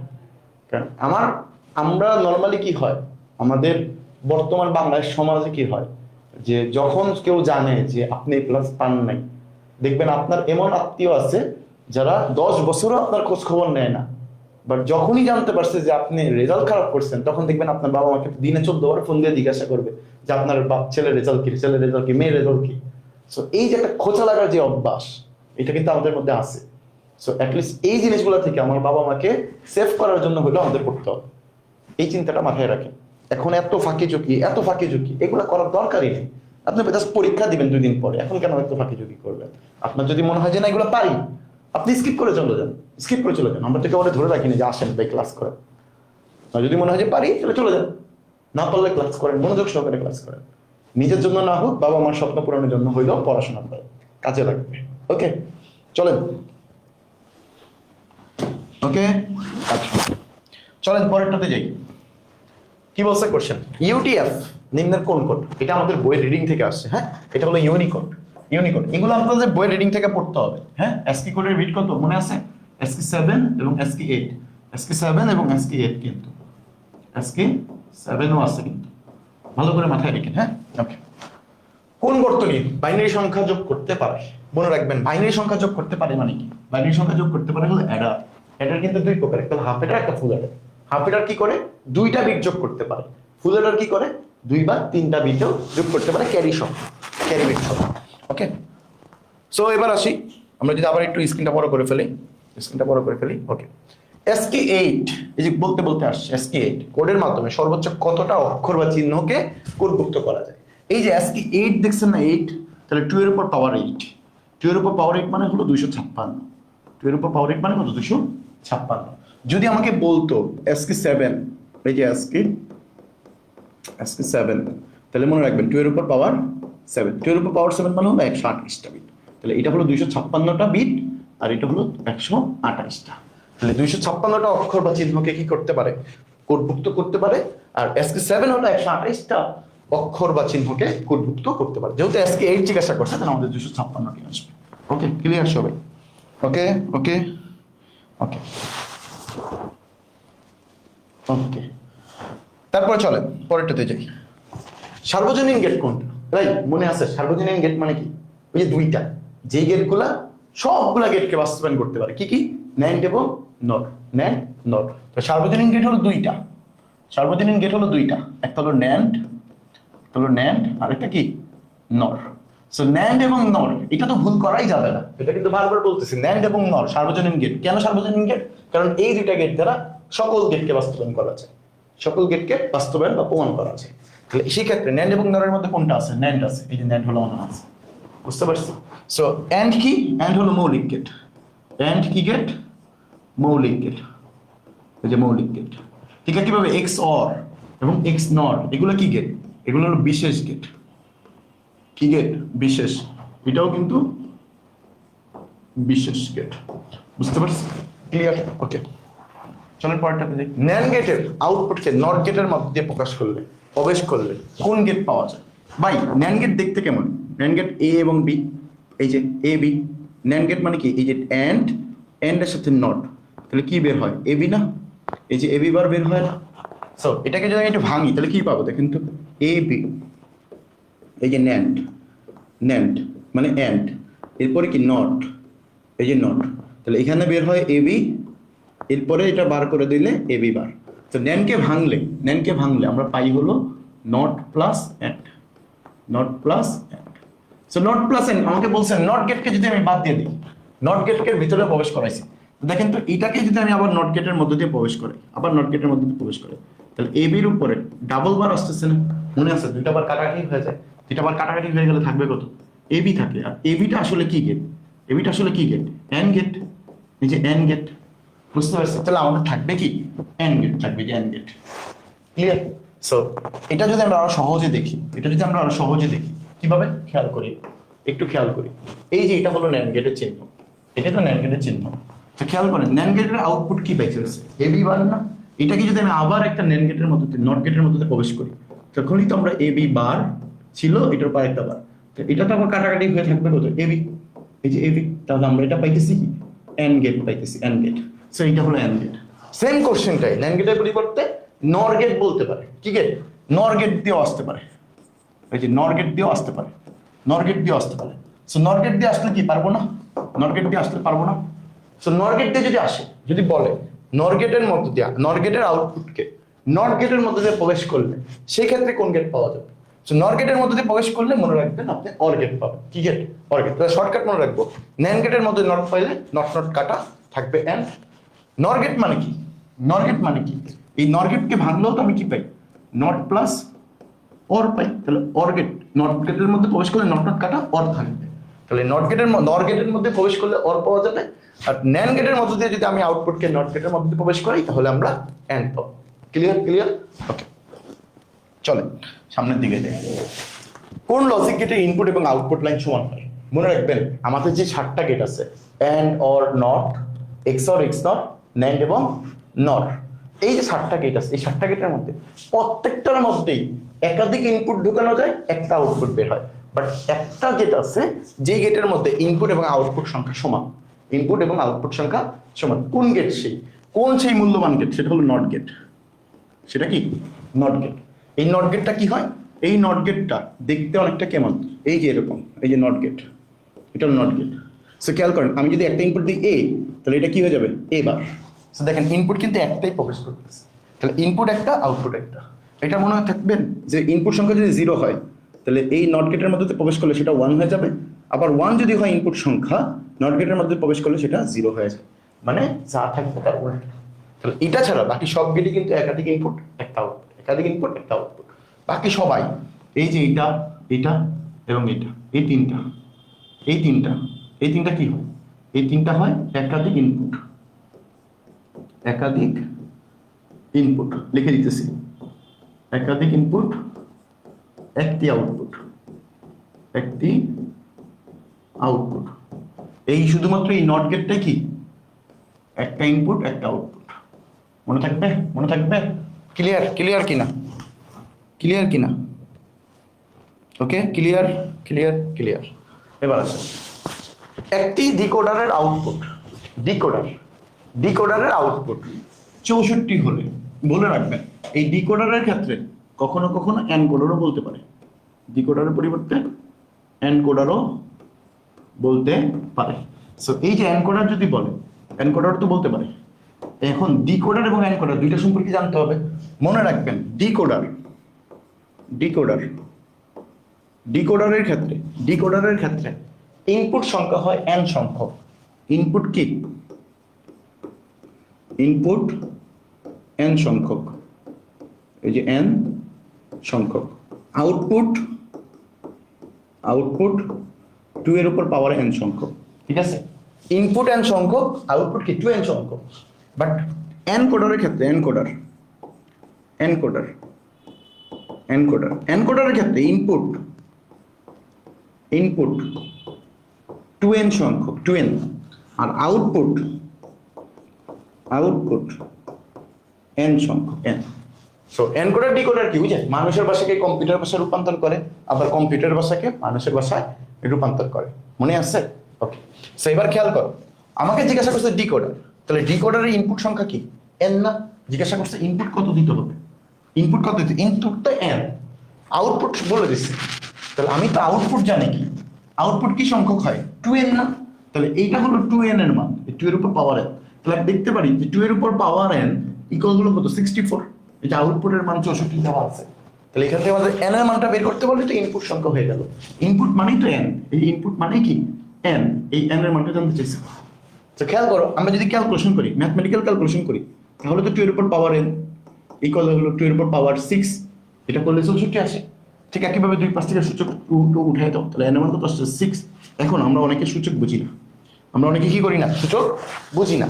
তো সূচক না বুঝলে সেক্ষেত্রে এন এর মান তুমি কিভাবে বের করবে, সেক্ষেত্রে তুমি এন এর মান কিভাবে বের করবা খেয়াল করো। আমি ক্লাসে আছি, ক্লাসে তার দেশে লাইভ ক্লাস, তার দেশে লাইভ ক্লাস আছে। ওকে খেয়াল করো, সরি সরি, তাহলে এন এর মান হলো 6। তাহলে এবার খেয়াল করো, এন এর মান যদি 6 হয় তাহলে এটা আমি ক্যালকুলেটরতে কিভাবে বের করবো, তুমি দেখো, তুমি ক্যালকুলেটর এভাবে তুলবা। আমরা আগের কাজটা বাদ দিয়ে দিই, আগে যে মোডটা ছিল সেই মোডটা বাদ দিয়ে দিই, এই যে মোডটা চেঞ্জ করি। এবার তুমি ক্যালকুলেটর 2 এর উপর পাওয়ার বসাইতে হবে কত, এন না? এন তো তোমার ক্যালকুলেটরে নাই, তুমি কি করবা, এক্স উঠাইবা। এক্স এক্স কিভাবে চলে, এই যে আলফা বাটন চাপ দিয়ে এই যে এক্স চাপ দিবা, এই যে এক্স উঠলো, এক্স মানে কিন্তু এন, এক্স এর মান বের হওয়া মানে কার মান বের হয়ে যাওয়া, এন এর মান বের হয়ে যাওয়া, তাহলে 2x। এরপরে কত, এই যে আলফা বাটন চাপ দিয়ে ইকুয়াল। এখন তোমার কাছে যদি মনে হয় যে ভাই আমি কখন আলফা বাটন চাপ দিব, কখন শিফট বাটন চাপ দিব, এটা আমি বুঝতেছি, তুমি কালার ম্যাচিং করবা। তুমি দেখো তো এক্স এর উপর কালার রেড কালার, আলফার কালারটাও কি রেড, তাহলে তো তুমি বুঝতে পারবা যে ওই এক্সটাকে উঠানোর জন্য আমার অবশ্যই আলফা বাটন চাপ দিতে হবে। তোমার এই যে ইকুয়াল, ইকুয়াল চিহ্নটা উঠানোর জন্য তোমার কি করতে হবে, ইকুয়ালের চিহ্নের দিকে কালার দিকে তাকাও, রেড কালার, তাহলে আলফার কালার তো রেড, রেড কালার মিলে গেছে। ওকে ইকুয়াল তুললাম, এবার এটা কত মানে 64, এই যে 64 দিয়ে কখনোই কেউ এই ইকুয়ালটা চাপ দিবা না, এই ইকুয়াল চাপ দিলে তোমার অ্যান্সার আসবে না, এই ইকুয়াল চাপ দিলে তোমার অ্যান্সার আসবে না। যদি তুমি ভুলে করে দিয়ে দাও, এই যে দিলাম, দেখছো এরর আসছে, তাহলে এইটাতে চাপ দেওয়া যাবে না। তাহলে তোমার কি করতে হবে, তুমি শিফট বাটন চাপ দিয়ে এই যে সলভ লেখা উঠছে এই কালার চাপ দাও। তাহলে তোমাকে জিজ্ঞাসা করছে সলভ ফর এক্স, মানে তুমি কি এক্স এর মান বের করবা, হ্যাঁ আমরা তো এক্স মানে তো এন ছিল, তাহলে এক্স এর মান বের করো। এবার ইকুয়াল চাপ দাও, এই দেখো এক্স এর মান কত বের হয়েছে, 6 বের হয়েছে, এই যে এক্স এর মান 6, এক্স এর মান 6 মানে তো এক্স এর জায়গায় কি বসছো, এন বসছো না, তাহলে এন এর মান কত 6। ক্লিয়ার, এভাবেও তুমি চাইলে বের করতে পারো, খুব সহজে বের করতে পারো। ওকে ওকে ওকে গুড, চলেন পরে কি আছে দেখি, পরে কি আছে দেখি।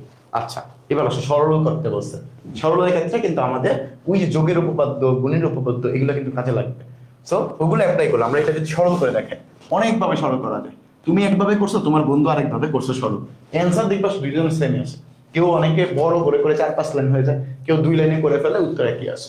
সো যেভাবেই করো না কেন অ্যান্সার একই আসে। তাহলে y equal A B C plus C plus BC, সেটাকে আমরা সরল করবো। কিভাবে করব, আমি যদি চাই যে আমি প্রথম দুইটা নিয়ে কাজ করব, ইচ্ছা অনেকভাবে করা যায়। আমি যদি তোমার একটু এক্সাম্পল দেখে, আমরা এখানে একটা করবো, এখানে একটা করবো, ঠিক আছে, দুইটা করে দেখা। আমরা প্রথম দুইটা থেকে কমন নিতে চাইতেছি, প্রথম দুইটাতে কি কমন যায়, সি কমন নেওয়া যায়, থাকে কত, এ বি থাকে যোগ 1 থাকে, এখানে কি থাকে প্লাস বিসি ছিল, বিসি রেখে দিলাম। এবার আসো কোন সূচলকের সাথে যদি 1 যোগ আকারে থাকে তাহলে সেক্ষেত্রে অ্যান্সার কত হয়, 1 আসে, ওই যোগের উপপাদ্য থেকে পড়ে আসছে, তাহলে 1 সি ইন্টু এই যে 1 প্লাস আবার বিসি। স্কেল করো, কোন চলকের সাথে 1 গুণ আকারে থাকলে ওই চলকটার অ্যান্সার আসে, তাহলে কি আসবে সি, তাহলে সি প্লাস বিসি। এই দুইটার মধ্যে আবার কি কমন আছে, সি কমন আছে, তাহলে সি কমন গেলে আবার কি লেখা যায় 1 প্লাস এই যে বি। কোন চলকের সাথে 1 যোগ আকারে থাকলে সেক্ষেত্রে কি হবে 1 আসবে, তাহলে সি ইন্টু 1, সি ইন্টু 1 মানে কত সি, শেষ অ্যান্সার আমাদের সি বের হয়েছে, এই যে সি। এবার অথবা, অথবা দিয়ে কি, মনে করো সাপোজ তোমার ইচ্ছা হইলো যে তুমি প্রথম দুইটার মধ্যে কমন নিবা না, প্রথম দুইটার মধ্যে কি করবা না, কমন নিবা না, সেই ক্ষেত্রে তোমার কাজটা কি, ওকে সেই ক্ষেত্রে তোমার কাজটা কি, এই যে এটা, এই যে অথবা, সেই ক্ষেত্রে তোমার মন চাইলো যে তুমি লাস্টের দুইটা থেকে কমন নিবা, নাও কোনো সমস্যা নেই। এই যে এবিসি যোগ এই দুইটার মধ্যে কমন নিলে কি পাবা, তুমি সি কমন নিবা, থাকবে কত 1 প্লাস বি। বলো তো ভাই 1 প্লাস বি মানে কত, 1 তো চলকের সাথে 1 যোগ আকারে থাকলে 1 আসে, তাহলে এখানে কি থাকবে 1, তাহলে এবিসি যোগ ওই সি এর সাথে 1 প্লাস সি। এবার তুমি খেয়াল করো তো এই দুইটার মধ্যে আবার কি কমন আছে, সি কমন আছে, সি কমন গেলে থাকবে কত এবি প্লাস 1, এবি প্লাস 1 মানে কত 1, এই 1 এর সাথে কাটাকাটি করলে সি। দেখো ঘুরে ফিরে কি একই জিনিসই বের হয়। তো তোমার কমন আনকমন নিয়ে কোনো কথা নেই, কমন আনকমন নিয়ে কোনো কথা নেই, ক্লিয়ার, পারবো। সো এখানে আমাদের কি আসে বলো, এখানে আমাদের কি আসে অ্যান্সার সি আসে। যেভাবেই করো না কেন সরল, তোমার বন্ধু যেভাবে করছে তুমি যেভাবে করছো কোনোটাই ভুল না, দুইটার অ্যান্সারই দেখবে কি সেম আসে। যদি দেখো যে করতে যে অ্যান্সার ভুল আসে তাহলে মনে রাখবে যে কোনো একটা সমস্যা আছে, বাট তুমি যেভাবেই করো না কেন অ্যান্সার কি আসবে, একই রকম আসবে। ওকে আচ্ছা তারপরে আসো, এই যে আমাদের টুস কমপ্লিমেন্ট জিজ্ঞাসা করছে। টুস কমপ্লিমেন্ট মানে কি, দুইয়ের পরিপূরক, দুইয়ের পরিপূরক। সো দুইয়ের পরিপূরক, একের পরিপূরক এবং আমাদের আরেকটা টপিক আছে সেটা হলো প্রকৃত মান গঠন। মনে আছে চিহ্নিত সংখ্যা 3 প্রকার, 3 ভাবে করা যায়। একটা প্রকৃতমান গঠন, একের পরিপূরক, দুইয়ের পরিপূরক। সো এটা হলো দুইয়ের পরিপূরক জিজ্ঞাসা করছে। সো দুইয়ের পরিপূরকের ক্ষেত্রে দুইয়ের পরিপূরকের ক্ষেত্রে দুইয়ের পরিপূরক দুইয়ের পরিপূরকে আমরা একটা শর্টকাট শিখবো। আগে একটু বেসিকটা শিখেন। দুইয়ের পরিপূরক এটা সময় কত হয়েছে? সময় তো অনেক হয়ে গেছে। দেখি খেয়াল করি দুইয়ের পরিপূরকের ক্ষেত্রে, খেয়াল করি তো দুইয়ের পরিপূরক মানে হলো কি ওয়ান্স কমপ্লিমেন্ট। এই যে ওয়ান্স কমপ্লিমেন্ট, এটার সাথে কত যোগ? 1 যোগ। ওয়ান্স কমপ্লিমেন্টের সাথে 1 যোগ। ওয়ান্স কমপ্লিমেন্ট মানে কি? একের পরিপূরক। একের পরিপূরক মানে কি? 0 থাকলে 1 হবে, 1 থাকলে 0 হবে। তাহলে আমরা দুইয়ের পরিপূরকের ক্ষেত্রে নিয়মটা কিভাবে করি আমরা মনে আছে যে 31, এটা হলো ডেসিমাল সংখ্যা, এটাকে বাইনারি সংখ্যায় রূপান্তর করব। অনেকভাবে করা যায়। আমরা যদি শর্টকাট অ্যাপ্লাই করি যে 1 2 4 8 16 32 64 128। সো 31 জন্য তো যাবে না, তাহলে 0 0 0 1 1 24 হয়েছে। 24 আর 4 কত হয়? 28 30 31। তাহলে কত হলো? 3টা 0, 3টা 0, 2 4 1 5টা 1 1 1 1 1, এই 5টা। এরপর এটাকে আমরা কি করি? একের পরিপূরক করি। এই যে one's complement, one's complement. One's complement কিভাবে করে? 0 থাকলে 1 1 থাকলে 0। তাহলে এটা করেন 1 1 1 0 0 0 0 0। এরপর এটার সাথে কি করতে হয়? যোগ 1 করতে হয়। যোগ 1, যোগ 1 করলে আমরা 0 সাথে 1 যোগ করলে 1 আসে, 0 থাকে 0 থাকে 0 থাকে 0 থাকে। এরপর কি 1 1 1। এইটা হলো আমাদের কি টুস কমপ্লিমেন্ট। এই যে টুস কমপ্লিমেন্ট। তাহলে টুস কমপ্লিমেন্টের মাধ্যমে যদি আপনার এই 31-এর মানটা বের করেন তাহলে এটা আসবে 111 4টা 0 একটা 1। তাহলে 111 4টা 0 একটা 1, এই যে আমাদের অ্যান্সার। এখন কথা হলো ভাই এত সময় তো পরীক্ষা হলে পাবেন না। পরীক্ষা হলে যেহেতু এত সময় পাবো না, তাহলে আমাদের অবশ্যই কি করতে হবে? শর্টকাট জানতে হবে। শর্টকাটটা কি? আমরা চাইলে ক্যালকুলেটর দিয়ে সরাসরি এটা মান বের করতে পারি না, এটা ক্যালকুলেটর বের করতে পারি না, অবশ্যই বের করতে পারি। যে ডেসিমাল সংখ্যাকে আমরা বাইনারি সংখ্যার রূপান্তর ক্যালকুলেটর করব। করার পরে তুমি ডান পাশ থেকে ভালো করে বুঝো, এই লাইন থেকে এই লাইন থেকে সরাসরি তুমি এই লাইনে বের করতে পারো। কিভাবে? তুমি ডান পাশ থেকে হাঁটবা, ডান পাশ থেকে হাঁটতে গেলে প্রথমে কি পেয়েছো? 1। তুমি খুঁজবা হলো 1। তাহলে ডান পাশ থেকে হাঁটার পরে তুমি প্রথমেই পেয়ে গেছো 1। তাহলে এই 1টা বসায় দিলা, এই যে বসায় দিলাম। এরপরে তোমার কাজ ছিল কি 1 খুঁজে বের করা। ওই 1 পেয়ে গেছো, বসায় দিছো। বাকি আর কিছু দেখার দরকার নেই। বাকি যা থাকবে তাকে উল্টায় উল্টায় বসায় দাও। বাকি যা থাকবে তাকে উল্টায় বসাও। তাহলে 0 ছিল 1 ছিল 0 1 ছিল 0 1 ছিল 0 1 ছিল 0 0 ছিল 0 0 0। তাহলে বাইনারি মান থেকে ডাইরেক্টলি আমি তাহলে 2 এর পরিপূরক করতে পারবো কিভাবে? আমি ডান পাশ থেকে হাঁটবো, 1 কে খুঁজবো, 1 পেয়ে গেলে বাকি সবকে 0 0 থাকলে 1 1 থাকলে 0 করে দিই, শেষ। এই শর্টকাট দিয়ে আপনি করে ফেলতে পারেন। সো এগুলো কিন্তু আমরা অলরেডি পেইড ব্যাচে খুব ভালোভাবে শিখাইছি। এই শর্টকাটগুলো আমরা একদম ডিটেইলসে কিভাবে তুমি করবা সবকিছু শেখানো হয়েছে। সো খেয়াল করো, এটা ক্লিয়ার হয়েছে সবার? এই শর্টকাটটা মনে রাখতে পারো। পরে আসো 17 8 মানে কি? এটা অক্টাল সংখ্যায় আছে। এই যে অক্টাল, যে 17 এইটা 8 অক্টালে আছে। আমাকে বলছে পরের সংখ্যা। সো পরের পরিবর্তে পূর্ববর্তীও বলতে পারে, সো যেটাই বলুক না কেন শর্টকাটে পূর্ববর্তীও বলতে পারে। শর্টকাটে মনে রাখবেন, যদি পরবর্তী বলে পরবর্তী, তাহলে আমি যোগ 1 করব। পূর্ববর্তী বললে পূর্ববর্তী তাহলে বিয়োগ 1। পরবর্তী মানে যোগ 1, পূর্ববর্তী মানে বিয়োগ 1। তাহলে এবার আসেন, এটার পরবর্তী সংখ্যা পরের সংখ্যা মানে যোগ 1 করতে হবে। কি সংখ্যায় আছে? অক্টাল সংখ্যায় আছে। তাহলে আমরা ক্যালকুলেটরে সরাসরি করে ফেলতে পারবো। ক্যালকুলেটরে কিভাবে করে তুমি খেয়াল করো। ক্যালকুলেটরে মোট বাটন চাপ দিবা, কোথায় যাবা? বেসে যাবা। বেস মানে কত? 4। এবার আসো, কি সংখ্যা ছিল? অক্টাল সংখ্যা ছিল। এই যে অক্টাল কি সংখ্যা ছিল? 17 ছিল। 17 মানে কি? এই যে 17 দিয়ে এই যে অক্টাল দিলাম। তুমি এটা না করে তুমি চাইলে সরাসরি এই 17-এর সাথে যোগ 1 মানে এই যে 20। তাহলে অক্টালে 20 হলো আমাদের কি? অক্টালে 20 হলো আমাদের অ্যান্সার। তাহলে অক্টালে 20, এই 20 যদি আমাকে জিজ্ঞাসা করতো পূর্ববর্তী, তাহলে আমি যা 17 মাইনাস 1 করব, তাহলে 16 আসছে অ্যান্সার। ক্লিয়ার? ওকে। তারপরে আসো, নিচের কোনটি 16 বিটের কোড? অনেকবার পড়ানো হয়েছে, ইউনিকোড। এবার আসো সিগন্যালের ক্ষেত্রে মনে রাখবা, সিগন্যালের ক্ষেত্রে যে উপরেরটা এটা হলো 1 বোঝায়, নিচে যদি দাগ দেওয়া থাকে এটা হলো 0 বোঝায়। জাস্ট এই টেকনিকটা ইউজ করো, তোমার অ্যান্সার বের হয়ে যাবে। তুমি খেয়াল করো, নিচে দাগ আছে মানে এটা 1, এটা 0। নিচে দাগ আছে মানে কি 0, উপরে দাগ আছে মানে 1। এটাও 0, এই যে ডট ডট দেওয়া না, এটা দেখো এই সিগন্যালের মধ্যে এরকম একটা ডট দেওয়া আছে, মানে বুঝতে হবে যে এখানে দুইটা সংখ্যা আছে, দুইটা সিগন্যাল আছে, যে এটাও 0 এটাও 0, তাহলে এখানেও যেহেতু দুইটা আছে তাহলে 0 0, এখানে কি 1 1 0 0 0, এই যে এটা 1 এটা 0, তাহলে এটার সাথে মিলাও 0 1 0 0 1 1 0 1 0, কোথায় আছে? এই যে এটা আছে। আচ্ছা সিগন্যাল মনে রাখবা যে উপরে থাকবে মানে 1 মানে হাই ভোল্টেজ, নিচে 0 মানে কি লো ভোল্টেজ, ক্লিয়ার? ওকে।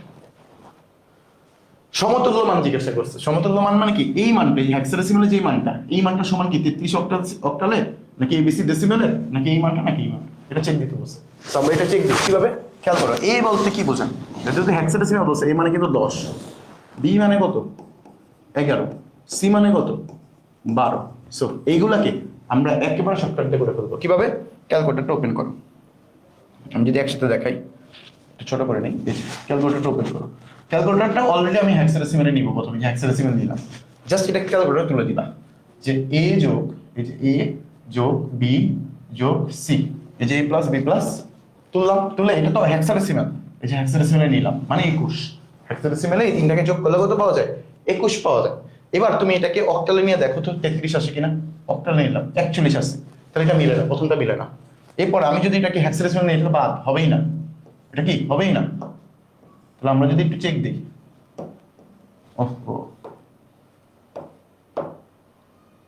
ওকে মুভ করো ভাই, মুভ করে না কেন? ওকে মুভ করো,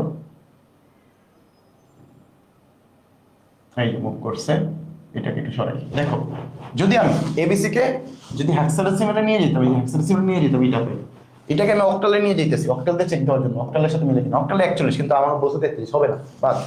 বাইনারিতে নিয়ে যাই, যে বাইনারি চাপ দিই, যে বাইনারি চাপ দিলে দেখো 1 4টা 0 একটা 1, তাহলে 1 4টা 0 একটা 1, তাহলে এই যে এটা आंसर শেষ, এই যে সমতুল্য শেষ। এটা তোমার মিলতেছে না, এটাও মিলতেছে না, এটাতে ডেসিমাল সংখ্যা জীবনে হবেই না। ডেসিমাল সংখ্যা কি এবিসি আসছে জীবনে দেখছো না, এটা বাদ, শেষ। সো এইভাবেও তুমি চাইলে খুব সহজেই অ্যান্সার করে ফেলতে পারো। সো এই পূর্বের মানে কি?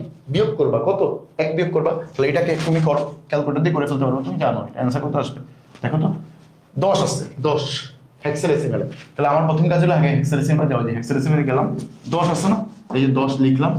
পূর্বের নাকি পরের? পরের বললে যোগ 1, পূর্বের মানে কি বিয়োগ 1, তাহলে যে বিয়োগ এই যে 1 দাও, অ্যান্সার চাপ দিয়ে এই এফ বের হয়েছে, তাহলে এফ মানে কি আমাদের যে অ্যান্সার শেষ, এফ। ঠিক আছে, এফ মানে যেটা অ্যান্সার। ঠিক আছে, ক্লিয়ার। ওকে, এবার আসো সেম কোশ্চেন, ক্যালকুলেটর দিয়ে করে ফেলবে এগুলা, পারবো না? এখানে খেয়াল করো, এটা কি চিহ্ন? এই যে আমি একটু বড় করে দিই, আবার যাদের একটু দেখতে সমস্যা হচ্ছে তারা একটু বড় করে দেখো। এই যে এটা কি চিহ্ন? এটা অর চিহ্ন। এটা কি? Or gate. এই যে অর গেট, অর মানে কি যোগ। তাহলে খেয়াল করো, এইটা হলো এ, এই যে এ, আবার এটা কি নটের মধ্যে দিয়ে ঢুকছে, নট। এটা কি গেট? Not get. নট মানে বার, তাহলে এটা হলো এ বার। তাহলে এ ইন্টু এ বার যোগ করলে কি আসবে? এ প্লাস এ বার। আর এ প্লাস এ বার মানে কি? ওই যে যোগের উপপাদ্য পড়ছিলাম, এ প্লাস এ বার মানে হলো 1, এ প্লাস এ বার মানে কত 1। এই দেখো বেসিক জানো না, তুমি সব সহজে করতে পারবে এগুলো, কিন্তু প্রথমেই পড়ায় ফেলছি, তুমি প্রথম থেকে দেখে আসলে এগুলো পারা সহজ। ক্লিয়ার? চলো পরেরটাতে যাই। দেখো 12 এর টুস কমপ্লিমেন্ট জানতে দিচ্ছে, অলরেডি শেখানো হয়েছে। হ্যাঁ, এটা তোমরা প্র্যাকটিস করো, অলরেডি শেখানো হয়েছে এগুলা। দেখো এইটা দেখতে খুব বাদ দেখা যাইতেছে, কেমন দেখা যায়? দেখো এটা এক্স, এটা ওয়াই, এই যে এক্স, এটা ওয়াই। সো এটা কি গেট? এটা হলো ন্যান্ড গেট। ন্যান্ড মানে কি? এই এন্ড গেট, এন্ড মানে কি গুণ এক্স ওয়াই। ঠিক একইভাবে আসো, এই যে এটা ধরো ন্যান্ড গেটের মধ্যে দিয়ে, নট গেটের মধ্যে দিয়ে প্রবেশ করলে এটা এক্স বার হয়ে যাবে। এই যে এটা ওয়াই, এই যে ওয়াই, তাহলে এক্স বার এবং ওয়াই, এটা তো ন্যান্ড গেট, এন্ড গেট, তাহলে এক্স বার, এই যে ওয়াই পাইলাম। এক্স ওয়াই এবং এক্স বার কিসের মধ্যে দিয়ে ঢুকতেছে? এটা কি গেট? এটা কি গেট? ন্যান্ড গেট নাকি অর গেট? অর গেট নাকি ন্যান্ড গেট বুঝতেছি না, ধরলাম এটা ন্যান্ড গেট, এন্ড গেট ধরলাম। তাহলে এন্ড গেট মানে কি? X Y into x bar Y. এটা দ্বারা আবার ন্যান্ড গেটের মধ্যে প্রবেশ করলে এটা আসবে অ্যান্সার। এটা দেখো তো এটা হয়েছে কিনা, হয়েছে? ওকে, সো খেয়াল করো, বি এর মান কত জিজ্ঞাসা করছে। তাহলে বি এর মান যদি সার্কিটটা এটা ভুল থাকে, সার্কিট যদি ঠিক থাকে, তাহলে এটা আমাদের অ্যান্সার হয়ে যাবে। এই যে অ্যান্সার এটা কোথায় আছে? এই যে এটা কোথায়, এই যে গহন নাম্বার কোশ্চেন। আর যদি আমাকে বলে এটা কি বের করতে বলছিল, দেখো তো এ এর মান, এ কোথায় ছিল? এই যে এ, এটা ছিল, তাহলে এ মানে তো এক্স বার ওয়াই, তাহলে এক্স বার ওয়াই কোথায়? এই যে এক্স বার ওয়াই, এটা অ্যান্সার শেষ। বুঝতে পারছি? বুঝতে পারছি? তাহলে খেয়াল করি এখানে খেয়াল করো তো এ এবং বি, এখানে একটু ভুল আছে, এটা দেখা যাইতেছে না। দেখো তো এখানে একটা সার্কেল আছে, এখানে একটা সার্কেল আছে। তাহলে দেখো এই সার্কেলটা যদি না থাকতো তাহলে এটা কি গেট? NAND gate. বাট এই সার্কেলটা থাকার কারণে সেটা কি হয়ে গেছে? তাহলে ন্যান গেট। এই যে ন্যান গেট। তো ন্যান মানে কি ছিল মনে আছে? Not plus and, not plus and. And মানে কি? গুণ। তাহলে গুণের উপর কি হয়ে যাবে? ভাগ হয়ে যাবে। যদি এই সার্কেলটা না থাকতো তাহলে এন্ড গেট, এই সার্কেল দিলে সেটা ন্যান গেট। ন্যান মানে কি? গুণের উপরে বার হবে। তো এখানে খেয়াল করো উদ্দীপকের লজিক গেট, এটা হলো এ, এটা হলো বি। তাহলে এ বি ন্যান গেট করলাম, এই যে এ বি হোল বার। তাহলে এ বি হোল বার তো আমাদের অপশনে নাই। তো এখানে আবার অনেকে বলবে যে অপশনে নাই, যত মনে ভুল আছে। না, ভুল না। তুমি খেয়াল করো এ বি বার, এটা যদি ডি মর্গানের সূত্র অ্যাপ্লাই করি, গুণ আকারে থাকলে সেটা ভাগ হয়ে যাবে, আলাদা আলাদা ভাবে ভেঙে যাবে। গুণ আকারে থাকলে যোগ হয়ে যাবে। তো এই যে এটা আমাদের অ্যান্সার, এটা আমাদের অ্যান্সার। ওকে, চিত্রের ওয়াই এর মান, চিত্র কোথায়? এই যে ওয়াই কোনটা ছিল রে ভাই? ওয়াই কোনটা ছিল? এটা এটা আচ্ছা, এটা যেহেতু আমরা যে মিস্টেক আসছে, এটা আমরা ধরে রাখলাম এটা রং কোশ্চেন। হ্যাঁ, রং কোশ্চেন, এটা ভুল, চেক দিলাম। ওকে, আমাদের অধ্যায় 3 খালাস, অধ্যায় 3 খালাস। এবার আসো, এই যাদের সমস্যা হয়েছে, যাদের বুঝতে সমস্যা হইতেছে, তোমরা একটু কষ্ট করে অধ্যায় 4টা ভালো করে দেখো। এটা একদম সহজ জিনিস, আমি একদম বেসিক নিয়ে আলোচনা করবো। ঠিক আছে, অধ্যায় 4 ভালো করে শুরু করো। অধ্যায় 4 যেই ধরনের যত ধরনের এমসিকিউ আছে সবগুলো দেখানোর চেষ্টা করো, খুব অল্প সময়। সো মনোযোগ সহকারে দেখো, খুব মনোযোগ সহকারে দেখো। অধ্যায় 4 এমসিকিউ গুলো। প্রথম, ওয়েব পেজ প্রদর্শনে ব্যবহৃত হয় কোনটা? ওয়েব পেজ প্রদর্শনে ব্যবহৃত হয় কোনটা? ভালো করে মনে রাখো, আলিম পরীক্ষা দিয়ে দেওয়ার সালে কোশ্চেন। এখানে অনেকে ডাউট কাজ করে। ওয়েব পেজ প্রদর্শনে ব্যবহৃত হয় কোনটা? মনে রাখবা ব্রাউজার। প্রদর্শনে ব্যবহৃত হয় কোনটা? ব্রাউজার। কিন্তু বাট অনেকেই মনে রাখে এইচটিএমএল মনে করে, অনেকে এইচটিএমএল মনে রাখে। তুমি মনে রাখবা এইচটিএমএল হলো ওয়েব পেজ, ওয়েব পেজ তৈরি করতে ব্যবহৃত হয়, তৈরিতে ব্যবহৃত হয়। ঠিক আছে, তো ওয়েব পেজ প্রদর্শন, এই প্রদর্শনের কথা বললে প্রদর্শন, এই প্রদর্শনের কথা বললে ব্রাউজার। ব্রাউজার বলতে কি বোঝায়? বুঝে গুগল, ক্রোম, ফায়ারফক্স, বুঝছো? ওইগুলো হলো আমাদের কি ব্রাউজার। সো ব্রাউজারের মাধ্যমে তুমি প্রদর্শন করো, বাট এই ওয়েব পেজটা তৈরি করে কি? এইচটিএমএল দ্বারা তৈরি করা হয়। ক্লিয়ার? সো মনে রাখবা, কনফিউশন তৈরি করা যাবে না। pic1.jpg নামের ইমেজটি ওয়েব পেজে প্রদর্শনের কোড জানতে চাইছে। সো মনে আছে এই ইমেজের জন্য কোড কি? আইএমজি ট্যাগ না? এই ইমেজের জন্য ট্যাগ কি? আইএমজি না? IMG tag. এই আইএমজির মধ্যে আমাদের কি আছে? সোর্স আছে, সোর্স। এটা আসলে কি? সোর্স মানে লিংক, ওই ফাইলটা সোর্স, এটা সোর্স অ্যাট্রিবিউট।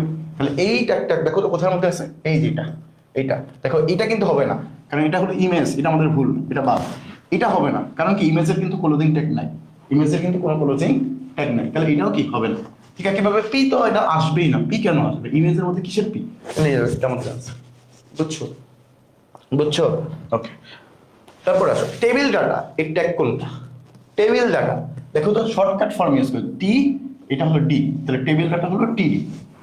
দেখছো একটা সহজ জিনিস আসছে, টেবিল ডাটা মানে কি? টিডি। তাহলে টিআর আছে, এই টিআর মানে কি? Table row. টিআর মানে কি? টেবিল রো, মানে টেবিলের সারি।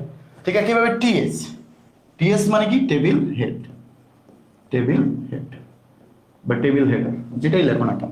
ক্লিয়ার? ওকে, নিচের কোনটি, নিচের কোনটি ওয়েবসাইটের কাঠামো উপাদান?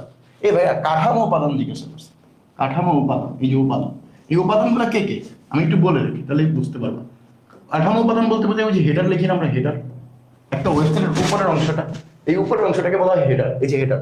ঠিক আছে, কিভাবে? এরপর আমরা মেনু লিখি না, মেনু, কিছু বাটন থাকে না সাইডে, যে কোর্সের বাটন, হোমের বাটন, কন্টাক্ট, তারপরে কি ওই যে মূল্য, পরিচয়, এগুলোর একটা বাটন থাকে না আলাদা আলাদা, এগুলোকে বলা হয় মেনু। ঠিক আছে, কিভাবে? সাইড বার থাকে কিছু, এই সাইড বার।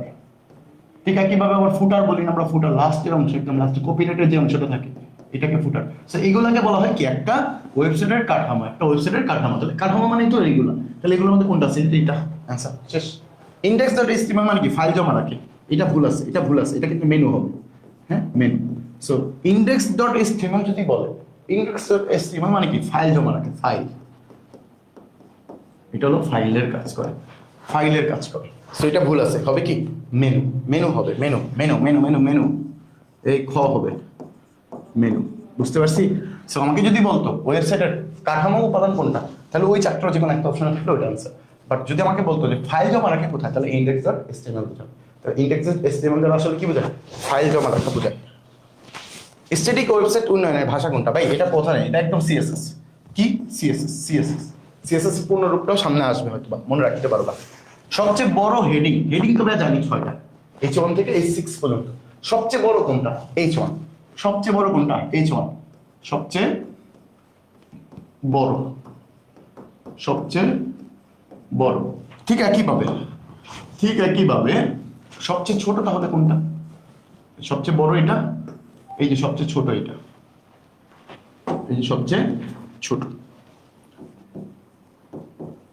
সবচেয়ে ছোট। এখন এই কোশ্চেনটা একটু ট্রিকি করতে পারে। দেখো কোশ্চেন সহজ, কোশ্চেন কি সহজ, কোশ্চেন সহজ, বাট এই কোশ্চেনটা একটু ট্রিকিতে করতে হবে। কি ট্রিকি ভাইয়া? তোমার অপশনে মনে করো বললো যে H1, H2, H3, H4। কোশ্চেনে বললো সবচেয়ে ছোট কোনটা।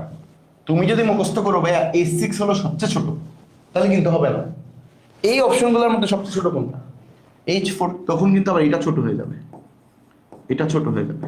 কাদের মধ্যে তুলনা করবা? অপশনগুলোর মধ্যে তুলনা করবা। ঠিক আছে, অপশনগুলোর মধ্যে তুলনা করতে হবে। ক্লিয়ার? ওকে, এবার আসো এখানে।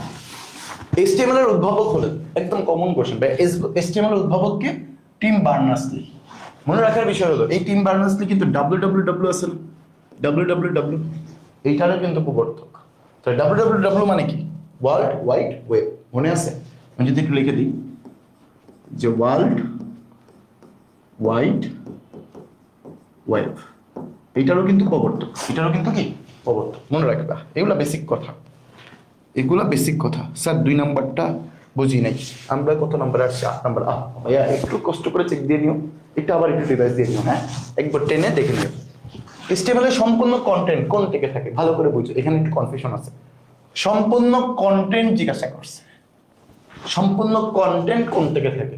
ভাই মনে রাখবা সম্পূর্ণ কন্টেন্ট থেকে HTML। বাট এখানে আমাদের একটু ভুল আছে, এটা এগুলা কি ভুল আছে? সম্পূর্ণ কন্টেন্ট থাকবে HTML এ, বাট যদি বলতো সম্পূর্ণ কন্টেন্টের জায়গায় যদি বলতো যে ওয়েব ব্রাউজারে প্রদর্শিত কন্টেন্ট যতটুকু দেখা যায়, এই দেখানো কন্টেন্ট গুলা কোথায় থাকে, তাহলে বডি হইত। বাট আমাকে বলছে HTML এর সম্পূর্ণ কন্টেন্ট কোন থেকে থাকে? সম্পূর্ণ কন্টেন্ট থাকে বা HTML ট্যাগের মধ্যে। বাট প্রদর্শিত কন্টেন্ট যদি বলতো তখন আমি লিখতাম বডিতে। তাহলে এই অপশনটা হইল না কেন? যদি প্রদর্শিত কন্টেন্ট বলে, প্রদর্শিত কন্টেন্ট, প্রদর্শিত কন্টেন্ট, তাহলে হয়তো এটা, তাহলে হয়তো এটা, বুঝতে পারছি?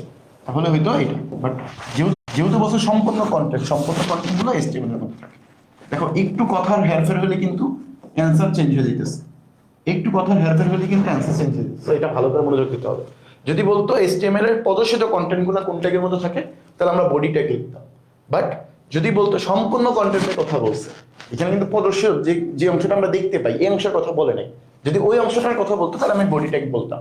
বাট সম্পূর্ণ কন্টেন্ট বলছে যেহেতু, তাহলে HTML কন্টেন্ট হবে। অ্যান্সার কিন্তু ভুল করা যাবে না। দেখছো কথার ঝামেলায় কিন্তু অ্যান্সার পেঁচা দিতেছে, কথার ঝামেলায় কিন্তু অ্যান্সার পেঁচা দিতেছে। সো তুমি কোশ্চেন ভালো করে বুঝে বুঝে পড়তে হবে। চলো, HTML ট্যাগের চিহ্ন কোনটা? ভাই HTML ট্যাগের চিহ্ন আমরা সবাই জানি যে এটা, কারণ আমরা এটা দিয়ে তো লিখি সবগুলা। এই যে HTML, এই যে HTML, বুঝতে পারছি? বুঝতে পারছি? তারপর আমরা ওই যে টাইটেল লিখি, টাইটেল সব কি এই ট্যাগটা দিয়ে তো লিখি। ঠিক একইভাবে আমরা যদি লিখি বডি, এই যে বডি, সবগুলা কি এই ট্যাগটাই ব্যবহৃত হয়। বুঝতে পারছি? ওকে। সঠিক HTML সিনট্যাক্স কোনটা? ভাই সঠিক HTML সিনট্যাক্স মানে কি? ক্লোজিং ট্যাগ এবং ওপেনিং ট্যাগ ভালো থাকতে হবে। ক্লোজিং ট্যাগ এবং ওপেনিং ট্যাগ। ক্লোজিং ট্যাগ মানে কি? এই যে ক্লোজিং ট্যাগ হলো পি, মনে করো এটা। ওপেনিং ট্যাগ কি? এই যে পি বার, এই যে পি, ক্লোজিং ট্যাগ। সো এটা হলো ওপেনিং ট্যাগ, এই যে এই অংশটা হলো opening tag, opening tag, opening tag. আর এই অংশটা হলো কি? Closing tag. দেখো একটা দাগের কারণে অ্যান্সার ভুল হয়ে যায়। তাহলে আমরা তো দেখতেছি ভাই এখানে ওপেনিং ট্যাগ আছে, এখানেও ক্লোজিং ট্যাগ আছে, বাট এই ক্লোজিং ট্যাগটা কি ভুল। দেখো দাগটা কিন্তু এইভাবে হওয়ার কথা, এই যে এইভাবে হওয়ার কথা, ভুল। তাহলে এটা কি হবে না। ঠিক আছে, কিভাবে এটা না হওয়ার কারণ কি? ভাই এখানে ক্লোজিং ট্যাগ নাই, ক্লোজিং ট্যাগ দেয়নি, এই বি ওয়ার্ড হবে, সেটাও কি হবে না। এখন অনেকের প্রশ্ন হতে পারে ভাইয়া এটা তো আন্ডারলাইন দেখাও আছে, এইটারও তো ক্লোজিং ট্যাগ দেওয়া আছে, হ্যাঁ ভাই দেওয়া আছে, কিন্তু এই দাগটা ভুল আছে, এই দাগটা হবে এইভাবে, দেখছো দাগটা হবে কি এইভাবে দেওয়া আছে, হবে কি এইভাবে। সো একটু সামান্য হেলামিতেই কিন্তু তোমার অ্যান্সার উঠে যাবে। সে অ্যান্সার কোনটা? এই ক। দেখো দুইটাই ঠিক আছে, এই যে দুইটাই ঠিক আছে, বুঝছো? সো অবশ্যই কি এইভাবে লিখতে হবে। যদি কেউ এইভাবে লেখে তাহলে কিন্তু কাটা, এটা হলো কারেক্ট, বুঝছো? বুঝছো? একটু মনোযোগ ছাড়া কোনো উপায় নেই, মনোযোগ ছাড়া কোনো উপায় নেই। ওকে, মনোযোগ দিয়ে পড়তে হবে। ওকে, তারপরে চলো HTML এর কোড। আচ্ছা, এই ভাই সুপার সুপ, সুপ মানে হলো উপরে, সুপ মানে কি উপর, সুপার, সুপার পাওয়ার মানে উপরের পাওয়ার মনে রাখবা। সাব, সাবস্ক্রিপ্ট মানে হলো নিচে, নিচ। সো এগুলো পাওয়ার দ্বারা বোঝায়, পাওয়ার বোঝায়। তাহলে কার দেখো তো পি, এই যে এ আছে এ, এরপরে উপরে কত দিব পাওয়ার? 2 দিব, 2 দিলাম। বি, এই যে বি উপরে নাকি নিচে? নিচে কত? 2, তাহলে নিচে হলো 2, তাহলে এ স্কোয়ার বি2। এ স্কোয়ার বি2 কোথায় রে ভাই? এ স্কোয়ার বি2 কোথায়? এই যে বি2। সো এগুলো কিন্তু প্যাচ লাগানো যাবে না। সুপার মানে সুপার, সুপার মানে কি উপরে, সো উপরে মানে কি উপরে পাওয়ার দিতে হবে। সাব মানে কি নিচে, ক্লিয়ার? টেবিলের বডিতে সারি, এ ভাইয়া এগুলো কিন্তু শিখছি। টেবিলের বডিতে সারি, টেবিল মানে কি টেবিল, সারি মানে কি রো, রো, তাহলে শর্টকাট ফর্ম কি টি এবং আর, তাহলে টি আর কোথায়? এই যে টি আর, কোনটা ব্যবহৃত হয়? টি আর ব্যবহৃত হয়। টিডি মানে কি টেবিলের ডাটা, টেবিল ডাটা। ওকে, এটা ভুল করা যাবে না, তাহলে টি আর, টেবিলের হেড টিএস। এক লাইনের নিচে নামানোর জন্য কোনটা ব্যবহৃত হয়? এক লাইন নিচে নামানোর জন্য ব্রেক ব্যবহৃত হয়, ব্রেক, বিআর, বিআর। মনে রাখবা বিআর এর কিন্তু ক্লোজিং ট্যাগ হয় না, দিতেও কোনো সমস্যা নেই। ওকে, কাজ করে না, তাহলে বিআর। এটা কিভাবে আসো? কোন টেক্সট ফরম্যাটিং এলিমেন্ট, কোনটি টেক্সট, টেক্সট মানে টেক্সটের জন্য, লেখার জন্য ব্যবহৃত হয়, লেখার জন্য ব্যবহৃত হয়। এ দ্বারা কিন্তু অ্যাঙ্কর ট্যাগ বোঝায়, বিআর দ্বারা মানে ব্রেক, নিচের দিকে বোঝায়। এ দ্বারা কি অ্যাঙ্কর, এই যে অ্যাঙ্কর। বিআর দ্বারা মানে কি ব্রেক, মানে ওই যে এক লাইন গ্যাপ দেয়, এক লাইন ফাঁকা দেয়। ঠিক আছে, কিভাবে? ওএল মানে কি লিস্টের ক্ষেত্রে ব্যবহৃত হয়, লিস্ট, লিস্ট। তাহলে এই যে বি দ্বারা কি বোঝায়? বোল্ড, লেখাটাকে বোল্ড করার কাজে ব্যবহৃত হয়। তাহলে টেক্সটের সাথে সম্পর্কিত এলিমেন্ট কোনটা? Bold, clear? এরপর আসো নিচের কোনটি এমটি টাইপ। এমটি টাইপ মানে কি কোনটার মধ্যে এমটি নাই, মানে ওটা দেখতে এমটি। সো দেখো বি কিন্তু এটাকে আমরা বোল্ড, এই যে বোল্ড করতে পারি। সুপার, এটাকে আমরা এই যে ক্লোজিং ট্যাগ আছে, ঠিক আছে? ডেল, ডেলেরও কিন্তু ক্লোজিং ট্যাগ আছে। ডেল দেখতে কেমন? ওই যে আমরা অনেক সময় লিখে দেখি না, যে মনে করো সাপোজ আইসিটি লেখা আছে, এরপরে এরকম একটা দাগ দেওয়া থাকে, এটা কিন্তু আসলে ডেল বোঝায়। হ্যাঁ, ডেল ট্যাগের কাজ এই এই চার, এটা হলো আমাদের আনসার। এটা কিন্তু আমাদের এমটি ট্যাগ। ব্রাউজকারীর সময় বাঁচায় কোন ট্যাগে? ব্রাউজকারীর সময় বাঁচে কোন ট্যাগে? ব্রাউজকারী মানে কি তোমার সময় বাঁচবে কোনটা? তুমি মনে করো এক পেজ থেকে আরেক পেজে যাও, তুমি যদি একটা লিঙ্কের মাধ্যমে খুব সহজে যাইতে পারো, সেটাই কি তোমার সময় বাঁচাবে না? লিঙ্কের কাজ কে করে? এটা কাজ করে, লিঙ্কের কাজ। এই জন্য এটাকে আমরা বলি স্যার এই যে অ্যাঙ্কর, বোঝায় এই অ্যাঙ্কর লিখছিলাম, এটা আসলে কি লিঙ্কের কাজ করে, লিঙ্ক, হাইপার লিঙ্কের কাজটা করে। সো সময় বাঁচে কোন ট্যাগের কারণে? এই ট্যাগের কারণে, মানে আমরা হাইপার লিঙ্কের কারণে। ওকে, টেবিল সেলের ব্যাকগ্রাউন্ড কালার সবুজ হবে, background colour. Table cell, cell মানে কি? টেবিল সেল, সেল মানে কি টিডি, ডাটা। টেবিল সেল মানে কি টিডি, ডাটা। ঠিক আছে, কি ব্যাকগ্রাউন্ড, ব্যাকগ্রাউন্ড মানে কি বিজি কালার, ব্যাকগ্রাউন্ড মানে কি এই যে বিজি মানে ব্যাকগ্রাউন্ড, কালার CLO আর কালার, কি কালার বলছে ভাইয়া? সবুজ কালার। সবুজ মানে কি গ্রিন, এই যে গ্রিন, গ্রিন লিখলাম। এরপরে কি বলছে? কোন ট্যাগের মতো, শেষ। এই যে এটা অপশন কোথায় আছে? এটা তো হবে না, টিডি বিজি কালার গ্রিন, এইটাই তো আমাদের অ্যান্সার, শেষ, এটাই অ্যান্সার। এটা তো হবে না, টেবিল কালার তো হবে না, টেবিল কালার হবে না, কি বসবে? টিডি হবে। ওকে, আর এটা হয় না কেন? টিআর লিখছে, টিআর তো হবে না ভাইয়া, table row, table row, table row না, টেবিল সেল বলছে, তাহলে টেবিলের ডাটা। টেবিল সারিতে বলতো, তাহলে আমি টিআর লিখতাম, ক্লিয়ার? ওকে, ওকে, ওকে, গুড। টেবিল সেলের ব্যাকগ্রাউন্ড কালার কি কালার? আহা, বলে নাই মনে হয় না, সবগুলো ইয়েলো মনে হয়, এটা হলো হলুদ কালার, হলুদ মানে ইয়েলো হবে। তো সেম কথা, টেবিল সেল, সেল বলছে, তাহলে টেবিল তো হবে না, এটা বাদ।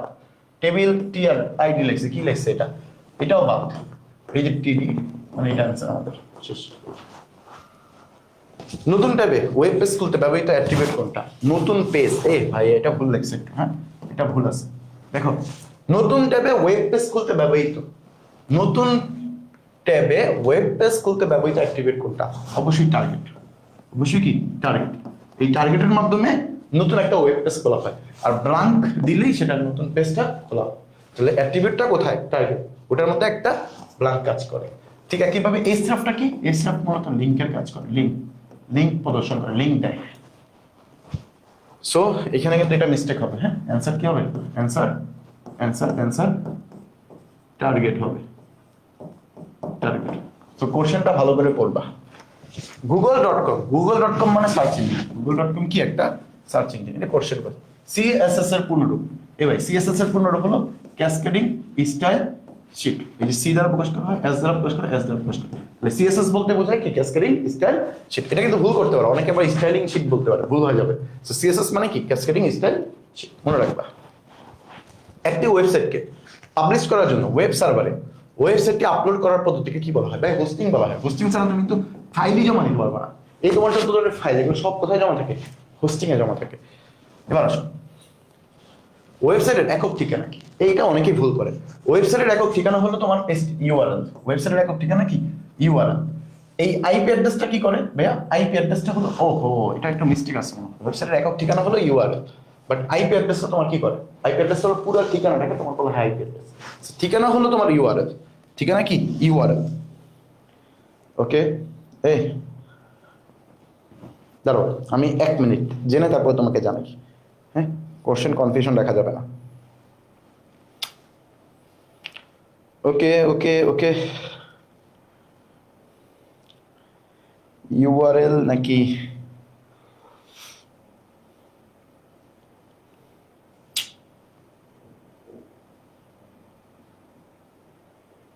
একটু অপেক্ষা করি সবাই ধৈর্য সহকারে। ওকে, ওয়েবসাইটের একক ঠিকানা হলো কি? তোমার ইউআরএল। ঠিক আছে, গুড। হ্যাঁ, আমরা যেটা বললাম সেটাই। যেহেতু তুমি পরীক্ষার্থী, তোমার তো আমি এখন ফাঁকিবাজি করা যাবে না, সময় নষ্ট করা যাবে না। ঠিক আছে, ওকে, ক্লিয়ার সবাই? ওকে, গুড। খেয়াল করো, হ্যাঁ। তাহলে ইউআরএল কি? তোমার ওয়েবসাইটের ঠিকানা। আর আইপি অ্যাড্রেসটা তাহলে কি? ভাই দেখো, ইউআরএল মানে ওয়েবসাইটের ঠিকানা, ওয়েবসাইটের ঠিকানা। কিভাবে? ওই এইচটিএমএলটা তাহলে কি ছিল? এইচটিএমএলটা তোমার হলো ওয়েব পেজ তৈরি করে, ওয়েব পেজ তৈরি করে। সো এটা মনে রাখতে হবে, হ্যাঁ। আমাদের অ্যান্সার কি? ইউআরএল হবে, ইউআরএল। হ্যাঁ, অবশ্যই ভুলগুলো আমরা ধরাই দিছি ভাই। এখানে এই পিডিএফটা তোমাদের দিয়ে দেওয়া হবে, টেনশন নেই। এই পিডিএফটা দিয়ে দেওয়া হবে, এটা তো আমি করে দিচ্ছি, এই জন্য সব লিখে দিতেছি। সারা বিশ্বের সকল IP address, domain name, IP address ও ডোমেন নেম নিয়ন্ত্রণ করে কোন প্রতিষ্ঠান? মনে রাখবা, আইসিএএনএন। ওকে, আইপি অ্যাড্রেস IPv4 কত বিটের? মনে আছে, আমরা একদম 3 নম্বর চ্যাপ্টারে কিন্তু পড়ে আসছিলাম আইপি অ্যাড্রেস নিয়ে। আইপি অ্যাড্রেস কয়টা? 2টা। একটা IPv4 দাও আছে। IPv4 মানে 8টা করে বিট কয়টা থাকবে? 4বার থাকবে। তাহলে 8 আর বিট মানে কত? 8টা। দেখো IPv4, তাহলে 8টা করে বিট, 4টা থাকবে, 4টা। এই যে 4টা থাকবে, তাহলে 4টা 32টা হবে, 32টা হবে। এটা ভুল আছে, হ্যাঁ, এটা ভুল আছে। 32টা হবে, 32টা হবে। ভুল করার কোনো সুযোগ নেই, 32টি হবে শিওর। RGB 255 ভাই এটা একদম সহজ। এটা তোমার বই থেকে একটা ছক আকার আছে, RGB কালারগুলো মনে রাখার জন্য এই ছকটা মনে রাখবা। 255 মানে সাদা, সবগুলো কি সাদা। শিক্ষা প্রতিষ্ঠানে ব্যবহৃত টপ লেভেল ডোমেনের নাম কি? মনে রাখবা, শিক্ষা প্রতিষ্ঠান যদি বলে, শিক্ষা প্রতিষ্ঠান মানে .edu, ডোমেন কি? .edu। তাহলে এটা হলো শিক্ষা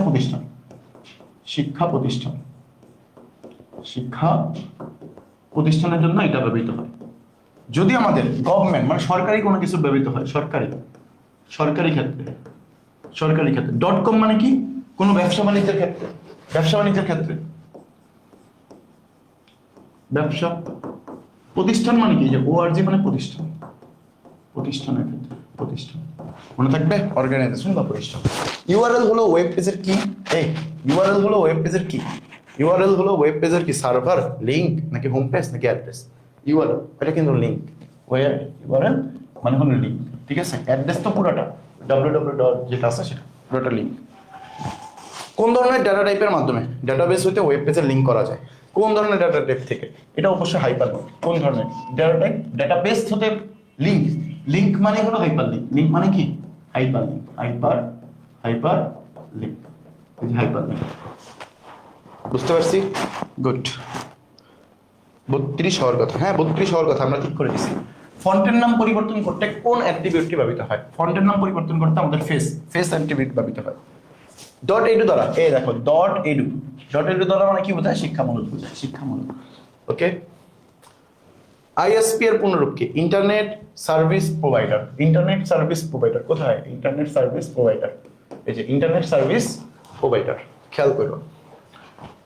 সো অধ্যায় 4 শেষ, অধ্যায় 4 শেষ। অধ্যায় 5ও আমরা খুব দ্রুত শেষ করবো ইনশাল্লাহ, টেনশন নাই।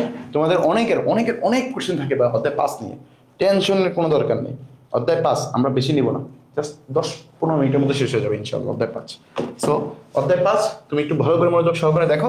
আশা করি অধ্যায় 5 তোমার 10 মিনিটে তুমি অধ্যায় 5 সকল টাইপের এমসিকিউ একটা ধারণা পেয়ে যাবে। তাহলে চলো ক্লাসটা দেখো।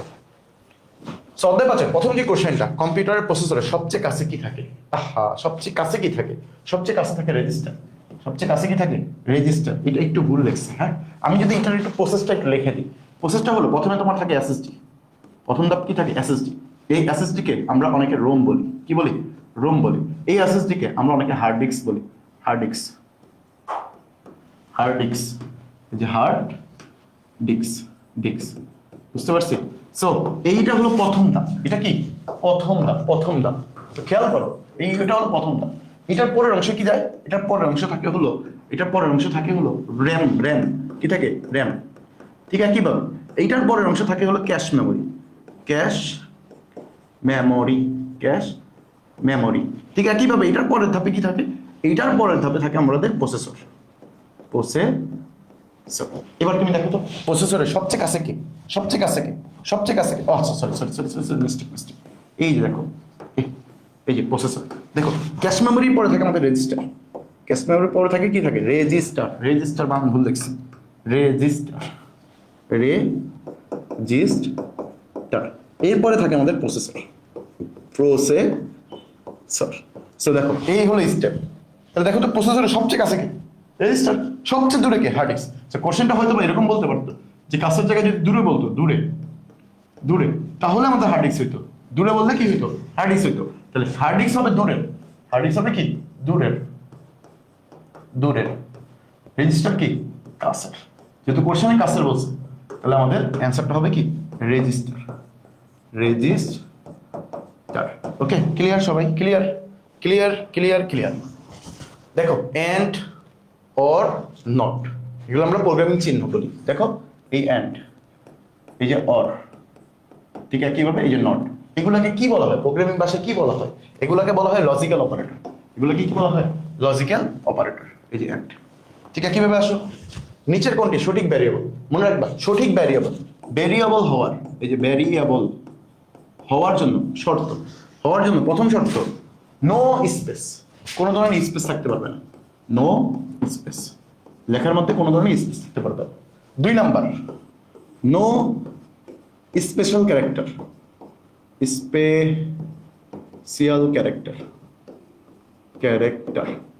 কোনো ধরনের স্পেশাল ক্যারেক্টার ব্যবহার করা, এই যে হ্যাশ, এগুলো ব্যবহার করা যাবে না। 3 নাম্বার দিয়ে শুরু করা যাবে না। নাম্বার দিয়ে শুরু করা যাবে না। ওকে, সো এই কোশ্চেনগুলো মেনটেন করবে যারা, তাদের আনসার। দেখো তো এটা স্পেশাল আছে, আবার একটা এটা কি একটা স্পেশাল ক্যারেক্টারও আছে, আবার সাথে একটা স্পেস আছে, তো এটা হবে না।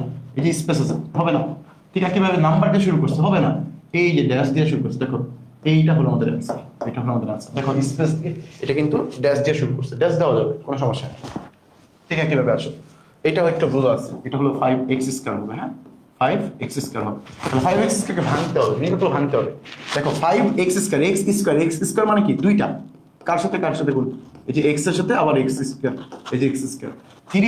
3x ইনটু মানে কি? 3 এর সাথে x গুণ আবার ঠিক কিভাবে 4, এই যে 4 রেখা, তাহলে এই প্যাটার্নের সাথে মিলে কোনটা, এই যে গ নাম্বার, এটা সহজ জিনিস, এগুলো পারবা আশা করি।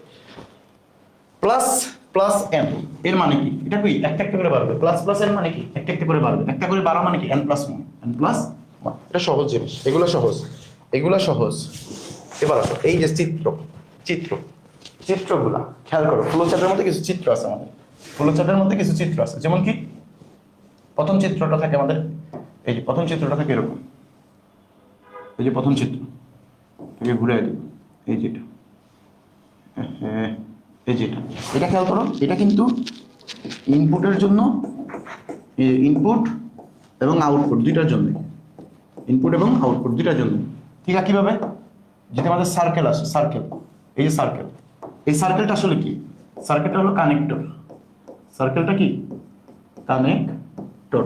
ঠিক আছে, কিভাবে, সার্কেল বাদ দেওয়া, এই যে আয়তাকার যে বস্তুটা, এটাকে আমরা বলি প্রসেসর, প্রসেস, কি বলি প্রসেস, প্রসেস। ঠিক আছে, কিভাবে আমাদের এই যে, ঠিক আছে কিভাবে এরকম থাকে কিছু, আসে আসে না, ঠিক আছে কিভাবে, এই যে এরকম ভাবে যদি আসে এরকম, এটাকে কি বলা হয়, এটাকে বলা হয় সংযোগ, এটাকে কি বলা হয় সংযোগ, সংযোগ বা সিদ্ধান্ত, সিদ্ধান্ত দেখি সিদ্ধান্ত, সিদ্ধান্ত বা ডিসিশন মেকার। সো এই চিত্রগুলো মনে রাখতে হবে। তাহলে দেখো এটা আমাদের বৃত্ত আছে, এই যে বৃত্ত, বৃত্ত, বৃত্ত মানে কি, সি ভাষা প্রোগ্রামিং ভাষা এটা কি বসায়, এই বৃত্তটাকে কি বলা হয় কানেক্টর, কানেক্টর মানে কি সংযোগ, এই যে সংযোগ, ঠিক আছে সংযোগ, ক্লিয়ার, ক্লিয়ার, ওকে। পরেরটা আসো, এই যে দেখো এটা, এটা কি আয়তাকার, আয়তাকার মানে কি প্রসেস, প্রসেস মানে কি প্রক্রিয়াকরণ, প্রসেস মানে কি প্রক্রিয়াকরণ, সহজ কথা, সহজ জিনিস পড়ি নেই কেন। তারপর আসো এই যেটা দেখো, এই চিত্রগুলো কিন্তু মাত্র দেখাইছি, এটা মানে কি, এটা মানে হলো আমাদের সিদ্ধান্ত কম, সিদ্ধান্ত, এই যে সিদ্ধান্ত। ডেটা টাইপ ডাবল এর ফরম্যাট স্পেসিফাই মানে কি, ডাবল ফরম্যাট, দেখো ডেটা টাইপ ডাবল, ডাবল মানে কি যে পার্সেন্টেজ, ডাবল মানে কি এই যে আই, এই যে এফ, আই এফ, এই যে আই এফ, এটা आंसर। তাহলে আই ডি এটা বাদ, এটা হবে না, ডি মানে কি এটা হলো ইন্টিজার, ইন্টিজার যদি থাকে ডেটা টাইপ ইন্টিজারের ক্ষেত্রে এটা হবে।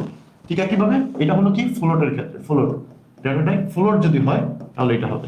সো ডাবল যেহেতু বলছে, ডাবল, ডাবল, তো ডাবলের ক্ষেত্রে আইএফ, আইএফ। নিচের কোনটি ডাটা টাইপ, নিচের কোনটি ডাটা টাইপ মানে ডাবল, ডাবল হলো একটা ডাটা টাইপ, ডাবল হলো কি ডাটা টাইপ। সো ফ্লোটও কিন্তু একটা data type, float data type, integer একটা ডাটা টাইপ। সি ভাষায় ফ্লোট ডাটা টাইপ কত বিটের, ফ্লোট ডাটা টাইপ হলো 4 বিটের, কত বিটের 4 বাইট, 4 বাইট, বাইট বানান ভুল করছি, হ্যাঁ দেখো ফ্লোট হলো 4 বাইটের, 4 বাইটের, তো 4 বাইট মানে কত বিট, 4 বাইট মানে হলো 32 বিট, 4 না 32, তাহলে 32 বিট, তো 4 বাইট মানে হলো 32 বিট, 4 বাইট মানে কি 32 বিট। ফ্লোট টাইপ, আহা ফ্লোট, ফ্লোট, ফ্লোট টাইপ চলকের মেমোরিতে কত বাইট জায়গা থাকে, এই যে দেখছো কত বাইট, বাইট বললে এই যে বাইট বললে 4, যদি বিট বলতো তাহলে কিন্তু 32 হয়ে যেত, বিট মানে কি 32, মাথায় রেখো এগুলো ভুল করা যাবে না।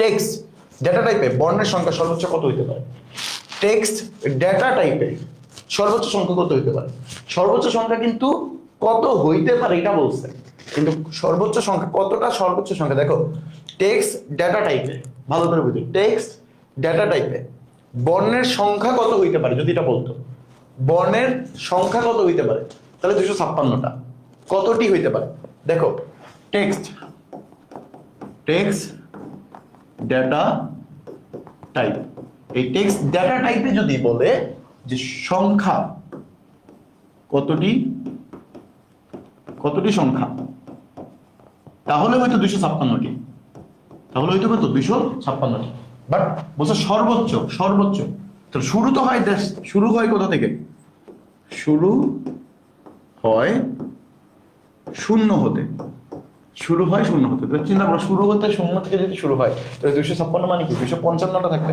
তো সর্বোচ্চ মানে কি 255, সর্বোচ্চ মানে কি 255, ঠিক আছে সর্বোচ্চ মানে 255।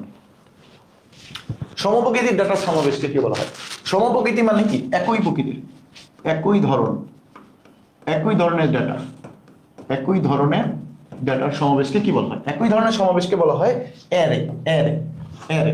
এই অ্যারেটাও কিন্তু শুরু হয়, গণনা করা হয় শুরু থেকে, শুরু হয় শূন্য থেকে। মনে রাখবা, শুরু হয় শূন্য হতে, শুরু হয় শূন্য হতে। সেগুলো মনে রাখার জিনিস। এরপরে আসো পরেরটা, প্রসেসরের সবচেয়ে কাছে। এই প্রসেসরের সবচেয়ে কাছে কে থাকে? পড়াইছি অলরেডি, রেজিস্টার। কি পর কি থাকে? রেজিস্টার। নিচের কোনটি সঠিক চলক? সঠিক চলকের জন্য কি থাকে? কোন ধরনের স্পেস থাকা যাবে না, নাম্বার দিয়ে শুরু করা যাবে না। নাম্বার দিয়ে শুরু হয়েছে বাদ, প্রথমে নাম্বার দিয়ে শুরু হয়েছে বাদ। ক্যারেক্টার যেগুলো আমরা অলরেডি ব্যবহার করে ফেলি এগুলো বাদ, এগুলো সি প্রোগ্রামিং ব্যবহৃত হয় এমন কিছু থাকলে সেগুলো বাদ। তাহলে আমাদের এই যে নাম্বার 2, এটা আমাদের অ্যান্সার। নিচের কোনটি সঠিক? নিচের কোনটি সঠিক মানে কি? Same apply. দেখো এটা হাইফেন ইউজ করছে, বাদ। এটা কি স্পেস ব্যবহার করছে, বাদ। এটা আমাদের দেখো সংখ্যা শুরু করছে মানে বাদ। এই যে এটা আমাদের আন্ডারস্কোর ইউজ করছে, এটা আমাদের অ্যান্সার। স্পেস ইউজ করা যাবে না। প্রোগ্রামের ভুল ত্রুটি খুঁজে বের করে তার সংশোধনের পদ্ধতিকে কি বলা হয়? মনে রাখবা, ভুল ত্রুটি এইটাকে বলা হয় বাগ, বাগ। কিন্তু খুঁজে বের করে সংশোধন করা এটাকে বলা হয় ডিবাগিং। কি বলা হয়? ডিবাগিং। খুঁজে বের করা, সংশোধন, সংশোধন। আর ভুলটাকে বলা হয় বাগ। ভুলটাকে কি বলা হয়? বাগ। মেমোরি পরিমাপের ক্ষুদ্রতম একক কি? মেমোরি পরিমাপের ক্ষুদ্রতম একক হলো বিট। এগুলো সহজ জিনিস, বিট। সি ভাষায় পার্সেন্টেজ, এই যে পার্সেন্টেজ দ্বারা, পার্সেন্টেজ দ্বারা কোন ধরনের অপারেটর? এই পার্সেন্টেজ কোন ধরনের অপারেটর? এটা হলো এরিথমেটিক। কোন ধরনের অপারেটর? এরিথমেটিক। এই এরিথমেটিক আসলে কি কি মনে রাখবা? এরিথমেটিক হলো তোমার ওই যে যোগ, বিয়োগ, গুণ, ভাগ, পার্সেন্টেজ, এই যে পার্সেন্টেজ, তারপরে তোমার ওই যে আচ্ছা পার্সেন্টেজ লিখলাম, ওই যে এমওডি থাকে না, মোড, এগুলো সবই আমাদের কি? অ্যারিথমেটিক। রিলেশন কি? রিলেশন হলো আমরা যদি বলি রিলেশন মানে কি, ওই যে তোমার গ্রেটার দেন, লেস দেন, তারপরে আমরা আরো বলতে পারি কি বলতে পারি? ইকুয়াল বলতে পারি। এই যে double double equal, greater than equal, less than equal, তারপরে আমরা নট ইকুয়াল বলতে পারি। এগুলো সবই কি আমাদের রিলেশন। লজিক্যাল কোনগুলা? লজিক্যাল হলো ওই যে and and, and and, or or, তারপরে কি নট, এগুলো কি লজিক্যাল। সেগুলো মনে রাখার জিনিস, মনে রাখবা। স্ক্যানএফ দ্বারা কি বোঝায়? ওই যে স্টুডিও ডট এক্স, এটা ফাইল যুক্ত করা বোঝায়। পরবর্তী লাইনে, পরবর্তী লাইনে যাওয়ার জন্য ব্যবহৃত হয় কোনটা? এটা একটু মিস্টেক হয়েছে, এটা হলো এন হবে। এটা কি হবে? এন হবে। এই যে আর না, এটা হলো আন্ডারস্কোর এন। ক্লিয়ার? ওকে। তারপরে খেয়াল করো কি আছে আমাদের, দেখো নিচের কোনটি রিলেশনাল অপারেটর? এবার রিলেশনাল অপারেটরের মধ্যে আমরা পড়ে আসছিলাম না, এই যে নট ইকুয়াল, এই যে নট ইকুয়াল, এটা বসবে। কোনটি লজিক্যাল এন্ড অপারেটর চিহ্ন? লজিক্যাল এন্ড অপারেটর মানে কি? লজিক্যাল এন্ড অপারেটর মানে কি? এই যে এন্ড চিহ্ন, এন্ড এন্ড, এটাও আছে আবার, ঠিক আছে, এটাও আছে। ক্লাস আছে, আসো একটু তাদের কাছাকাছি আসো, আসতেছে। দেখো খেয়াল করো, এটা কি চিহ্ন? এটা তো এন্ড চিহ্ন। এন্ড মানে কি? কোন ভাষায় কোন ধরনের অপারেটর? এটা লজিক্যাল অপারেটর। এই যে লজিক্যাল অপারেটর। আরো কি কি আছে? ওই যে অর চিহ্নটাও আছে, আবার নট চিহ্নটাও এখানে আছে, নট চিহ্নটাও আছে। খেয়াল করো, কোন ভাষায় লিখিত প্রোগ্রামের জন্য অনুবাদকের প্রয়োজন হয় না? মনে রাখবা, মেশিনারি, মেশিন ল্যাঙ্গুয়েজের জন্য কোনো অনুবাদকের প্রয়োজন হয় না। ও আচ্ছা, ওপিএস 5 কোন প্রজন্মের? পঞ্চম প্রজন্মের। ওপিএস 5 কোন প্রজন্মের? পঞ্চম প্রজন্মের। এবার আসো এগুলো, এগুলো আমাদের জন্য অনেকের মিস্টেক হয়। একদম সহজ ভাষাগুলো দিবে, একদম সহজ কথায়, সহজ ভাষায় তুমি কিভাবে লিখবা, প্রশ্ন দেখে তুমি কিভাবে অ্যান্সার করবা দেখা দিতেছি। খেয়াল করো, আমরা দেখবো হলো কন্ডিশন গুলা। এই যে লাইনটা দেখো, আয়ের মান শুরু হয়েছে কোথা থেকে? 1 থেকে। শুরু হয়েছে কোথা থেকে? শুরু 1 থেকে। এই যে 1 থেকে শুরু হয়েছে, কত পর্যন্ত চলবে? কত পর্যন্ত চলবে? 10 থেকে ছোট অথবা 10-এর সমান।